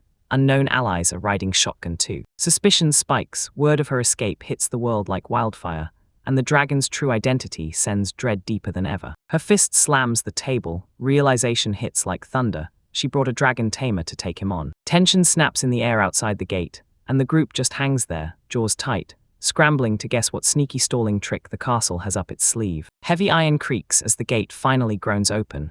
After that brutal pause, relief hits like a wave and they're let in. Inside, armed guards rush in with no hello, just steel and silence. The group tightens up, not knowing if this is welcome or a threat. Count Behind steps out wearing a grin like a smile he's earned, plays the perfect host in his voice, but you can feel the suspicion and pride lurking underneath. Stone towers loomed overhead as the noble greeted Lily's sudden arrival with suspiciously over-the-top courtesy. With fake smiles and shaky charm, the noble swept her to his manor, bragging about a grand feast, even though his resources were thin as paper. Before Lynn could even answer, the noble waved his companions off and declared that only Lily would get past the door. Rage flared when Baronet and Lily fought back, and the noble snapped insults at them both, especially Lint, the lowly Tamer. With spit-fueled disgust in his mouth, he snapped that Tamers didn't deserve to set foot on his land. Hatred barely held back. Lynn stood his ground, snapped at the town's arrogance, and declared Lily and Barina at his side. Barina snarled through her frustration as Lily tightened her grip, both ready to take down that arrogant noble. He grinned as a pack of beast companions swept in behind him, and the hostile count went completely silent, stunned speechless. Lily slammed in with overwhelming force, and outside the castle, chaos tore through the air as dragons crushed everything. With their tamed beasts under control, Lynn's party tore across the sky in victory, gloating at the town's defeat with hardened, no-holds-barred satisfaction. Still mounted on those beasts, the crew cracked jokes about the damage they'd left behind, guilt barely scraping at their conscience as everything got wrecked. Barini tore up and apologized for losing control, and Lillian Lent immediately steadied her, smiling wide and praising her until she calmed down. While they dug into the Count's hatred, Lily snapped the pieces together and realized his cruelty mirrored exactly how Lent got treated in Freemia. They swallowed their pride, shifted their tone into something respectful,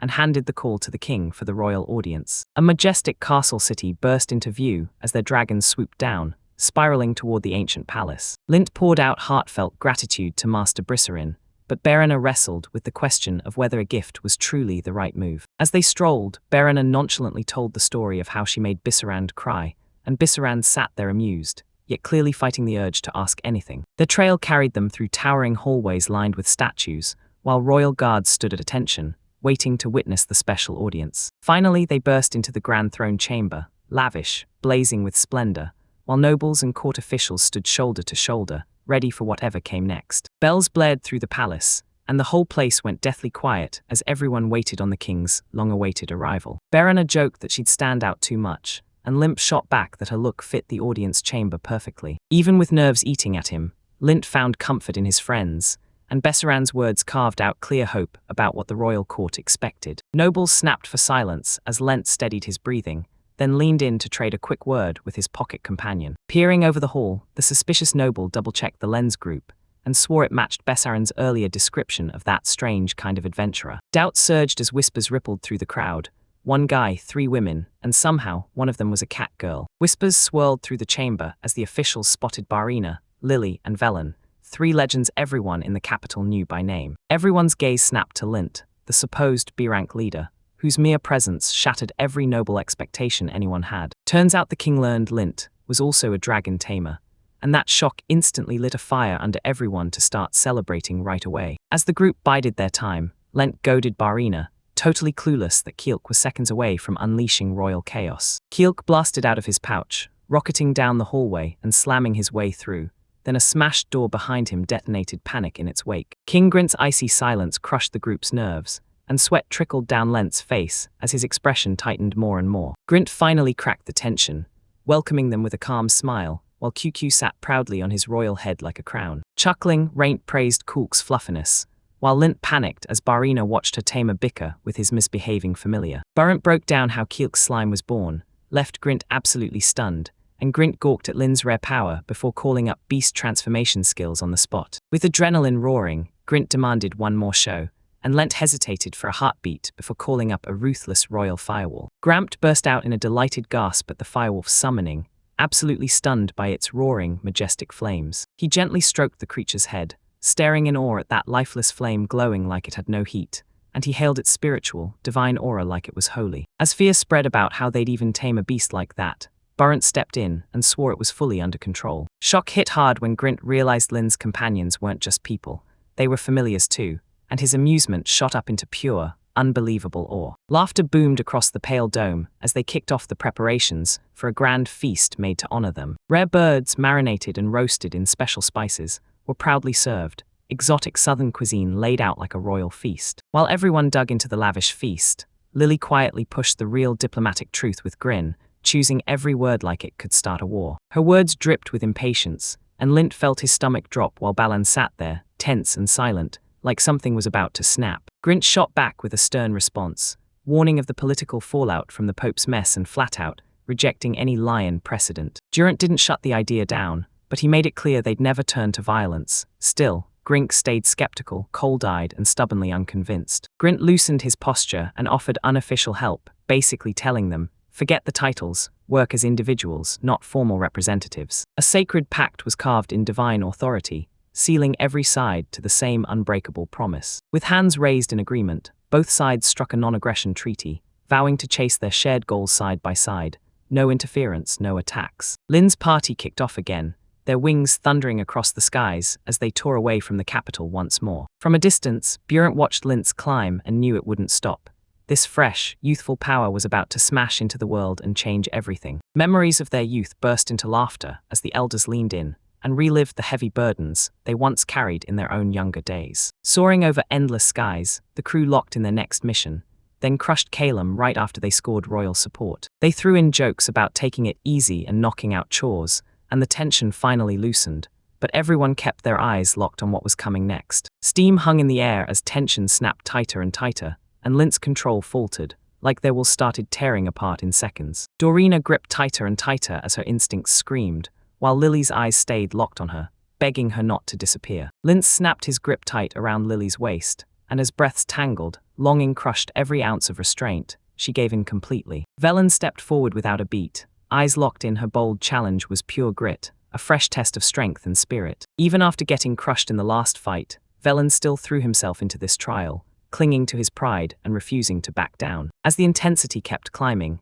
emotions surged like a storm, and even with exhaustion crushing down, nobody dared to back off or step away. Under the moonlight, hurried footsteps slammed across the street, and the night still wasn't finished. Someone closed in and shattered the tense stillness. A sharp, stern voice blasted through the window, smashing the calm and snapping the morning silence in half. Myra's arrival snapped the room to attention, rest vanished, and everyone blinked awake just to take her scolding with sleepy faces. Chaos exploded when Mira yanked the sheets, and the complaints came roaring in, but cords shot back, demanding everyone's attention right now. Breakfast turned into a battlefield as Myra snapped and accusations flew, but the chores still had to get done, and everyone had to respect the boundaries. Laundry towered higher by the minute, steam hissed off the piles, and Myra stared at the chaos, wondering why she ever signed up for this non-stop grind. Lynn's visit caught her off guard, yet even with the teasing, she admitted the same routine felt good, and that paycheck somehow made life better. Before they left, they traded quick updates, and Myra forced a calm smile, stuffing her worry deep while she kept doing her job with perfect grace. Even though they weren't sure they'd be back,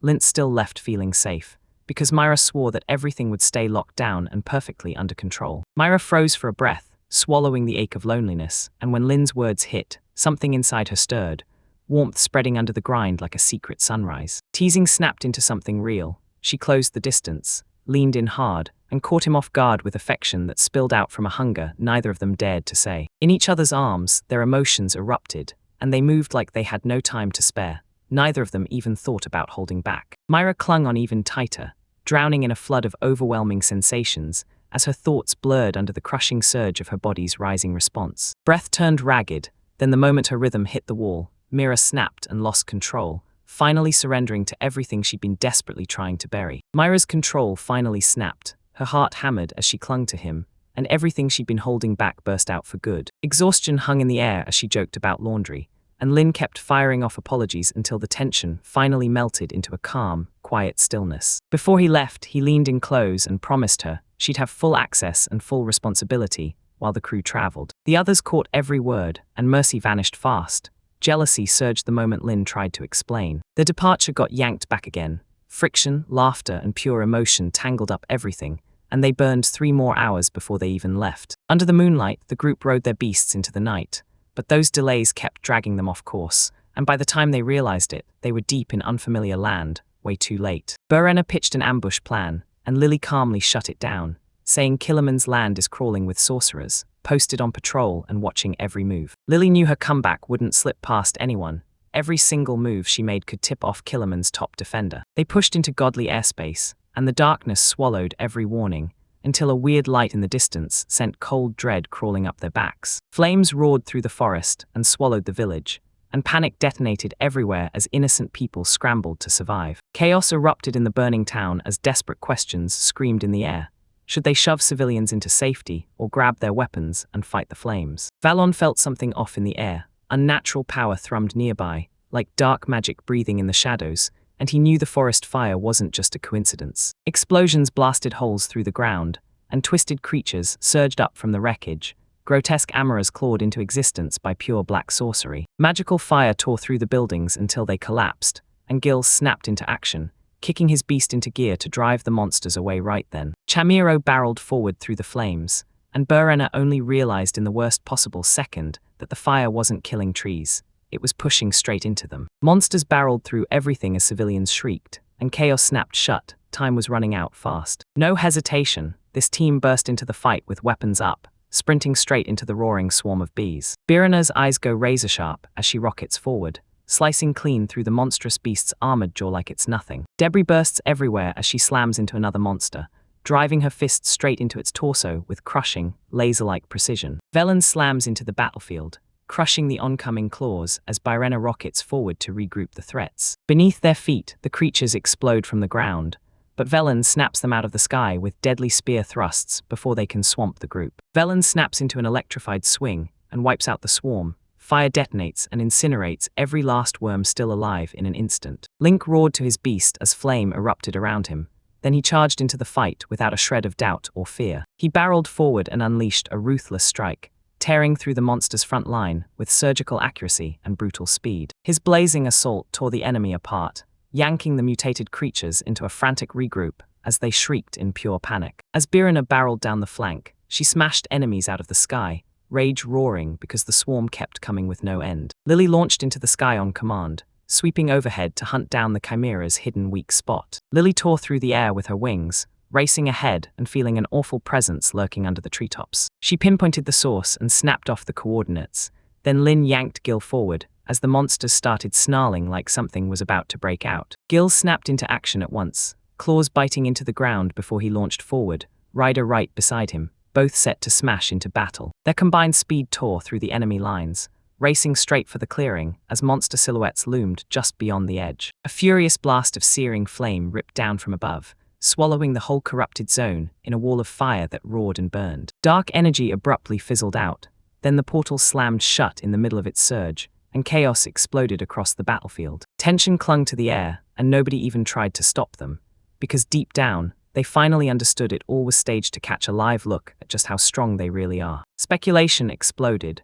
People started whispering that Kile only used expendable chimeras to pressure test how strong the Lince party really was. Suspicion surged. Valon's face hardened as he realized helium had twisted their captured allies into monstrous experimental weapons. A chilling laugh rolled through the air, and before anyone could think twice, weapons shot up, everyone's instincts kicked in, and danger was already breathing down their neck. A dark vortex ballooned overhead, and a voice boomed straight down, calling to Lily, Holy Mother. Eyes narrowed like a blade, the long-awaited arrival finally stepped in, and his gaze snapped onto her with zero hesitation. A shadowed figure slammed the news. The despot Pope is done, and demanded she come back to the god's sacred homeland. The request got twisted into a demand.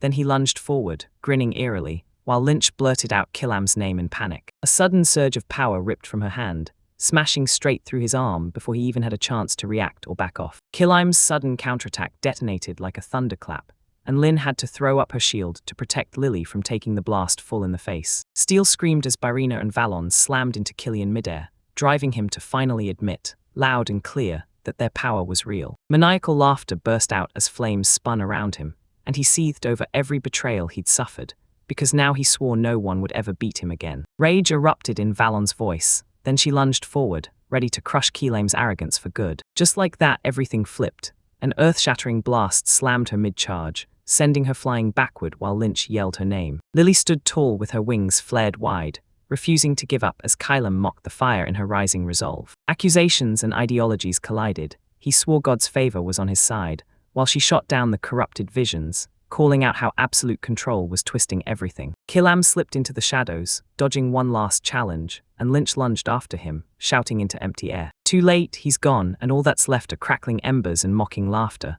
while everyone's left on edge, staring at the emptiness, unsure what comes next. As dawn crept in, the crew huddled together in tense silence, replaying every hit from the fight, and locking in on the mission waiting for them next. As the rising sun burned bright overhead, a crowd packed the ground while the heroes stood in tense silence, watching survivors surge up from below. The villagers dropped to their knees, flooded with emotion, and roar their thanks, because they're convinced this deliverance fell straight from heaven. Stunned by their reverence, Lind blurted into a quick panic.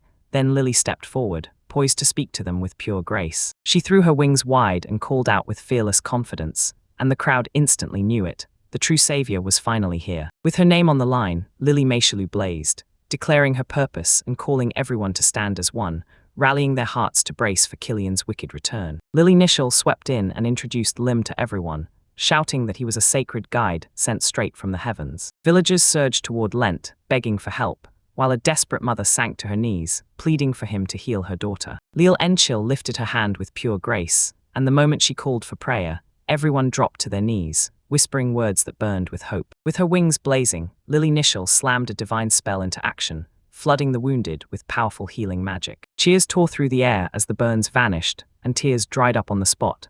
Somehow the villagers started healing instantly. Rebuilt homes blazed under the sunlight, and divine magic snapped the destruction right back, leaving everyone stunned, like their hearts couldn't believe what they were seeing. With everyone watching, the winged saint ordered the minister to blast the word about the miraculous chain. Allies crowded in on both sides as Lint swallowed his fear and accepted the truth. He was the new leader of the land of God. Inside the grand cathedral, the clergy huddled together, their nerves sparking as word spread about the Holy Mother's sudden, unsettling moves. Rumors flew like wildfire. Lint was seizing power, while the leaders insisted the Holy Mother had finally snapped. Without a hint of fear, the roped figure slipped past the guards, and the whole assembly started to doubt him, then scramble with smug arrogance. With the roaring crowd roaring in front of him, the priest shot his hand up and smiled wide, then the chaos exploded. Monstrous beasts slammed through the church gates, steamrolling the square as their roars drowned everything, right as the church's orders collapsed for good. The roaring Chimera horde crouched beneath the cathedral, teeth bared as they waited for the clergy's orders from above. From the balcony, priests strutted and bragged about their army. Creatures that used to be weak were now slaughtering the world as terrifying A-rank monsters. Wearing ceremonial armor like a warning, the bishop smiled with pure malice and swore Lin's faction would get wiped out fast. He thrust his staff into the air, roaring orders as the faithful beasts surged forward to purge heretics and seize back divine authority. As the gates swung open, the bishop screamed at the top of his lungs, calling down divine protection to crush any threat creeping toward the sacred capital. The bishops unleashed their monstrous army as it surged toward the gates, and Lin's allies stood there, locked in terror by the sheer threat. At Bel, the seventh demon of hell crashed down hard onto Lint, as chaos erupted all around. Jealous sparks ignited as Vyman and Byrina cornered Bel, while Lily stayed silent, slicing the moment with a cold, careful stare. Lin's hesitation lit a fire of frustration in Bel. He snapped, doubted his own resolve, and didn't buy the calm that was hanging over them. With reckless excitement, Bel shot into the sky, determined to unleash destruction before Lin could even get a protest out. Without warning, Limd yanked Bel's tail, and rage exploded in her. She lashed back with brutal, painful strikes and screamed her scolding at full volume. Crowded around together, they traded theories. And then the name, Kamara, hit the table, pointing to a thing that might have been born from forbidden human experiments. Bel had to admit it. Chimera control was freakishly rare magic, and it was hard to swallow that anyone nearby even had access to something that forbidden. Revelations shook everyone to the core. Valan panicked, certain her comrades had been twisted, but Bel stayed ice calm and coldly suggested wiping them out. Responsibility snapped into place. The violin stalled mid-note, Lily froze with doubts in her chest, and Lint instantly got the reminder of why they call him Master. With the odds stacked against him, Lint realized his mission wasn't meant to wipe them out, it was meant to tame the enemy. Bel pushed him forward, remembering how he'd once managed to tame her, while Lily snapped that they couldn't step in and help directly. Confidence surged as Valamone swore he'd protect them, and Limpt steadied the whole group, ready to charge straight into whatever came next. Belle spotted enemy movement, and since Kamara's lifespans were ticking down, she braced for a brutal, no-mercy brawl that would be over in a flash. Weapons up, hearts locked in, they braced to leave,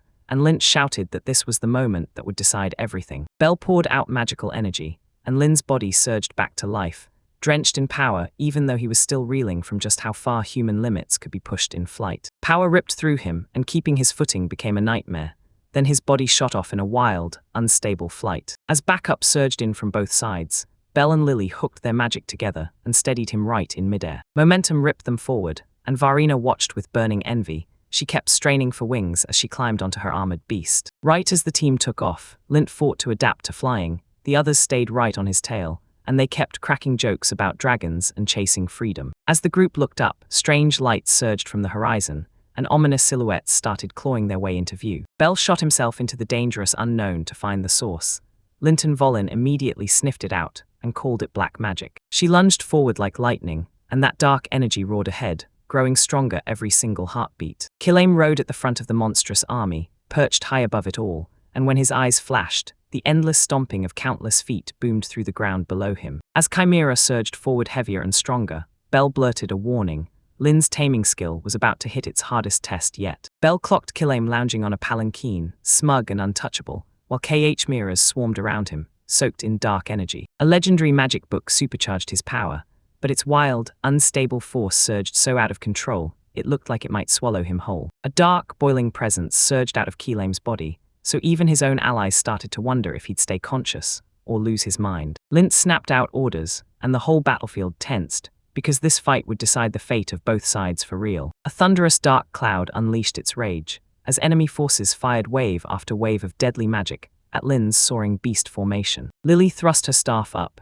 yelling for a retreat as she barreled into a counterspell from the back of the dragon. Her spell detonated like a flash of lightning, blasting straight through the barrage and ripping open the enemy's wings. Valan called Kyulk to his side and prayed that the fluffy little creature would hold steady as explosions ripped through the battlefield. Lin spots the opening and ushers Lily closer as she fires off another blast, striking with zero hesitation. The arena erupted in a brutal roar, and a savage surge of power ripped straight through the enemy lines. As chaos erupted, she slammed into Lint in midair, snared him with a laugh, then clipped him with a totally accidental punch. Regrouping fast, Lint slammed back into formation and led the charge, roaring that they'd expose Kalim and tear down his chimeras. From up above, Keelan laughed at their struggle, certain they'd stumble straight into the deadly trap he'd set. Their squad slammed down hard and fast, Birina and Lily hitting the ground with unstoppable grit. They held their ground side by side and stared Keelam down, vowing that his brutal reign ends today. Kalim roared orders for his monstrous army to surge ahead, and he unleashed the warriors of God in a brutal, full-on charge. As Chimera lunged in, Lint roared for Valan and Viana to hold them back. No killing, because capturing taming was the only goal. Steel rang and claws tore through the air as Valon and Byrina tore into the beasts with ruthless, calculated precision. The ground suddenly exploded, rocketing stones into the sky, and Lily's sharp instincts screamed that something terrifying was waking up, so her allies braced for impact. Carting Valan turned into a brutal struggle for Lily, but Birina rocketed in and rescued Bella midair without a second thought. With surgical precision, they fired off Kyoka's magic and blasted the chimeras into total chaos. Birina slammed her body forward, bracing as brutal shockwaves blasted debris everywhere, shielding her allies from the crushing magical backlash. Keela mocked every move they made, bragging that not a single 300 APOS-class chimera could slip up. He had them guarding him perfectly. Riding the chaos like a fever dream, Keelam roared to his chimera, divine martyrs, preaching twisted faith like it was holy fire. Lily swallowed her fury as Birina spat out how those cowardly tactics kept her from unleashing a crushing magical retaliation. A colossal winged beast swooped down,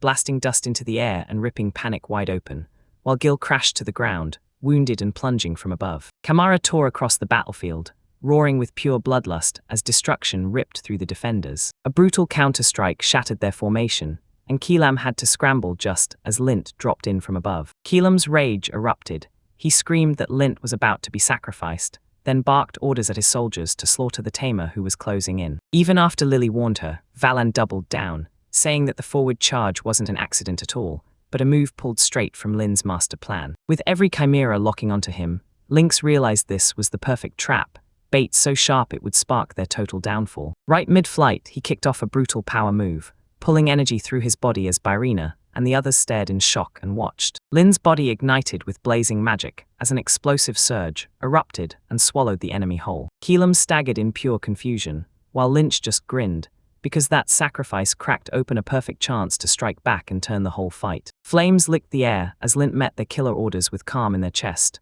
brushing off every fear-shaken threat like it couldn't touch them. Kamuras shoved Keelam's cries aside, because Lint had already cracked them, taking full control and driving hundreds of bees like they were his. No hesitation, those monsters snapped into action and attacked their former master, smashing him to the ground in a brutal, gut-wrenching betrayal. Lint tore into Helm, furious at how he used faith to excuse murder and chained countless lives with zero remorse. Kaleem bragged that his rule saved the nation, yet he refused to face the truth behind his tyranny. Byrina and Lynch shoved forward, certain they'd just nailed the win, because Keelam's grip on Kamara finally snapped. Fueled by pure desperation, Helm unleashed forbidden power, ready to hammer them with ruthless dark magic. The Elder's eyes shot wide with pure terror, as Byrina's blazing fists punched straight through his chest. Crackling flames danced around Byrina's arm as she proclaimed her dominance, and lightning surged wild through her veins like it wanted out. Varlan dropped from above with his axe lifted high, answering Byrina's call instantly, no second thoughts. With a thunderous roar, Valon slammed his attack down, boom.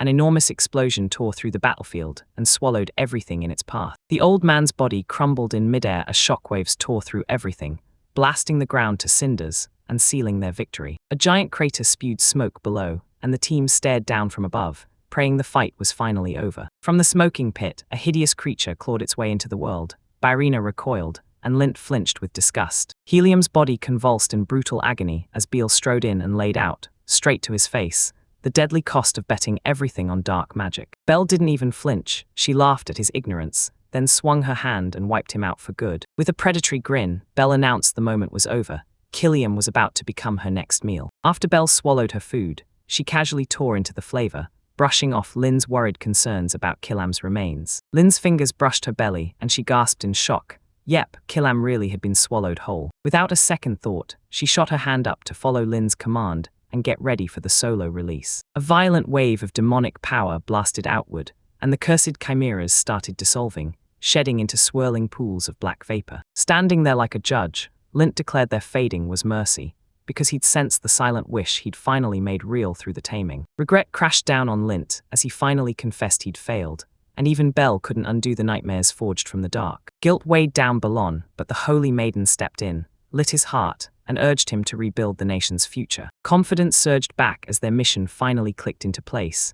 Belle went on like it was nothing, casually affirming their bond while everyone else stared at her suspicious look. A chilling presence surged in close, screaming too much power, and Belle's hunger ignited, stronger than it had ever been. Without a second thought, she bolted forward. Belle was sprinting straight for danger again, and Byrina hollered after her, baffled at what was driving her. Lightning tore open the sky, and crack by crack, the forest convulsed as tremors blasted the cliffs, and even the heavens themselves. Creatures erupted into panic midair as massive beasts tore themselves into the sky, and while Lint moved forward with icy calm, the rest instantly felt the wrongness, those unnatural forces closing in. They crashed into a ruptured field, where magic erupted skyward in violent surges, and sacred structures tore up from the earth. Destruction tore through the city, ancient towers crumbled, and holy relics blasted into the sky under a wave of uncontrollable magic pressure. Panic ripped through the crowd as people scattered, roaring winds screamed overhead, and debris tore through the air while the holy city crumbled into ruin. Shock rippled through the group as a dark-winged figure stood there, silent, while chaos swallowed the capital whole. Winds spiraling energy detonated upward like a lightning burst, and the damage was so massive it blew past every expectation. They realized the city wasn't just a backdrop at all. It was a brutal, world-ending sacrifice, twisted into a summoning spell. The cursed star book finally kicked into gear, and its energy surged out of control. Every force surged toward the cathedral, because their last hope was buried in the shattered core of calamity. As debris tore past him, Bell jerked his arm skyward.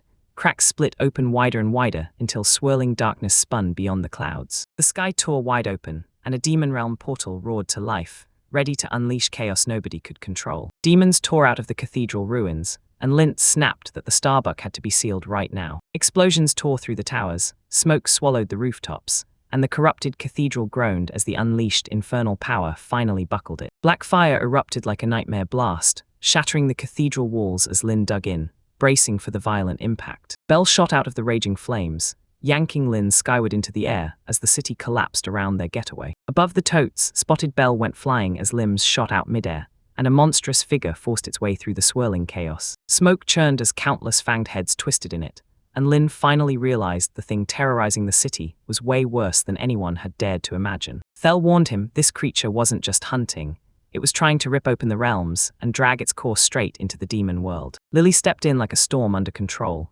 chanting softly as she swore her magic could rip the beast's energy right out from the inside. Even with Belle and everyone else doubting her, Lily didn't fold. She insisted the city's barrier could weaken dark magic. Her voice cut through the air, firm as steel, warning that even the most sacred spells might crumble when those creatures start twisting into pure chaos. Destruction tore outward, swallowing rooftops as they vanished from sight. Lily watched it all, eyes sharp, counting the exact beat she'd strike. Without a second thought, Lily launched forward with her wings blazing, ready to smack down the demon before it swallowed everything. Orders thundered through the air as they burst into action, every fighter getting a roll on the spot with zero hesitation. They lunged in together, slamming their synchronized attack to tear apart the creatures as they tried to regrow their dark, regenerating mass. Steel screamed as weapons collided, and allies surged in from both sides, smashing forward with relentless blows to carve out the one opening they needed. Baron seized the lead and sprinted ahead like lightning, her blade snapping into bright flashes under her sharp, unblinking gaze. She cranked up her swing with raw power, unleashing a brutal strike built to rip right through even demonic scales. The attack slammed straight through the enemy's hide, ripping it open and blasting scorching debris everywhere. Vienna rode the surge forward, and at the exact right moment, she launched herself straight into the blast's core with a strike that landed perfectly. Through the choking smoke, Belle and her dragon blasted a wall of flames, tearing into the beast's upper form and scattering it apart. While chaos roared beneath her, Lily stayed unshaken and lifted her hands to forge sacred light that would burn the corrupted sky clean. As she slowly exhaled, divine energy blazed overhead, and ancient magic, bound by celestial law, came roaring to life. Light poured down from above, blazing over the beast's swollen body as it reared in agony, writhing like it couldn't breathe. Gurana surged ahead, riding those deadly energy waves as they carved through the creatures and cut down the black tendrils as they regenerated. Holy light slammed into corrupted shadows, shoving the entity's dark mass inch by inch back toward the skyline. While Lily clamped her hands on the barrier, Baron felt something off, pulsing wild and deep inside the monster's ever-shifting core. Out of nowhere, a blinding burst detonated in front of Lin's crew, and their breath caught as a brand new form started to claw its way into existence. Even after everything they threw at it, the corrupted body clawed back, regenerating from the thick smoke and birthing fresh tendrils. Lily's barrier buckled under the pressure, black veins splintered through her light as the darkness slammed back with brutal force. Smokes ripped across the rooftops once more,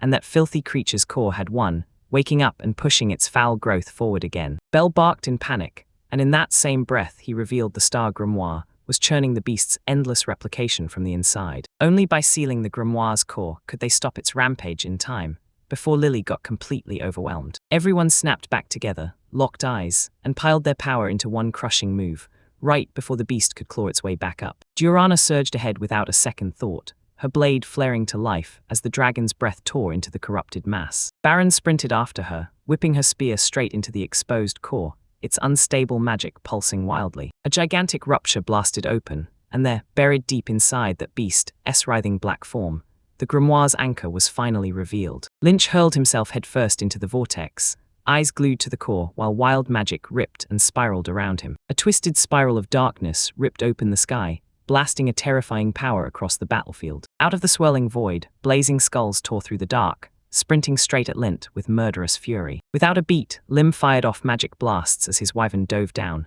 snapping one skull in midair with those jaws. Barina screamed orders, cutting through the enemies at her side, and she shoved Lin forward, get that all-important book of stars. Fire roared and skeletal beasts lunged, but Limp surged forward, death grip tight on his weapon, eyes locked straight ahead. Lint ducked another blazing skull, then snapped to the truth. This breakneck pace wasn't going to snag the star book. With the book in hand, desperation crushed him as he yelled at Byrina and Valan, ordering their deadliest energy blast to slam straight into the target. Still reeling from the surprise, the two warriors nodded and fired up side by side, charging a combined shockwave attack with every ounce of power they had. Crackling with raw power, Byrana slammed into the air hard, and right on cue Valan detonated an explosive magical surge right beside her. With iron resolve, both of them poured every ounce of strength into Lint, and Lint braced himself to take the wild impact head-on. Byrina and Valan team up and unleash their attacks together, beams smashing together in a roaring, razor-focused blast of raw power. Lint stood his ground as the energy sphere slammed in,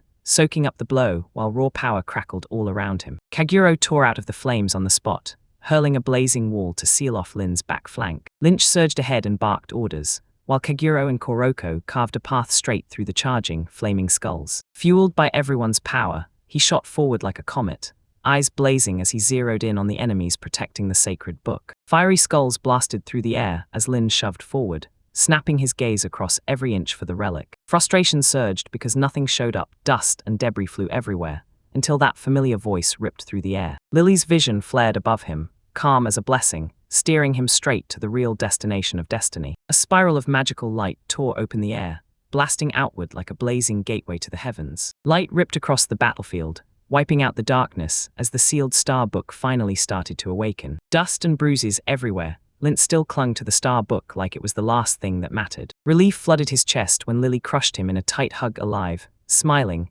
and wrapped in that familiar warmth. After getting reunited with Byrina and Valan, they finally caught their breaths. Just a quiet moment of peace after that brutal showdown. Peace got ripped apart in an instant when a sinister presence crashed down, summoning dark powers with infernal fury and burning symbols. Bel, the winged demon, shouted defiantly and blasted darkness to smother all light once more. Dark energy exploded out of the summoning seal, ripping through the air as it spiraled outward and swallowed the light into its core. Everyone watched, tense as steel, as the chaos finally cooled down. Smiles flickered back, but that lingering tension still hid under the relief. Bel hovered there, calm as a storm's eye, and a wicked grin spread across her face.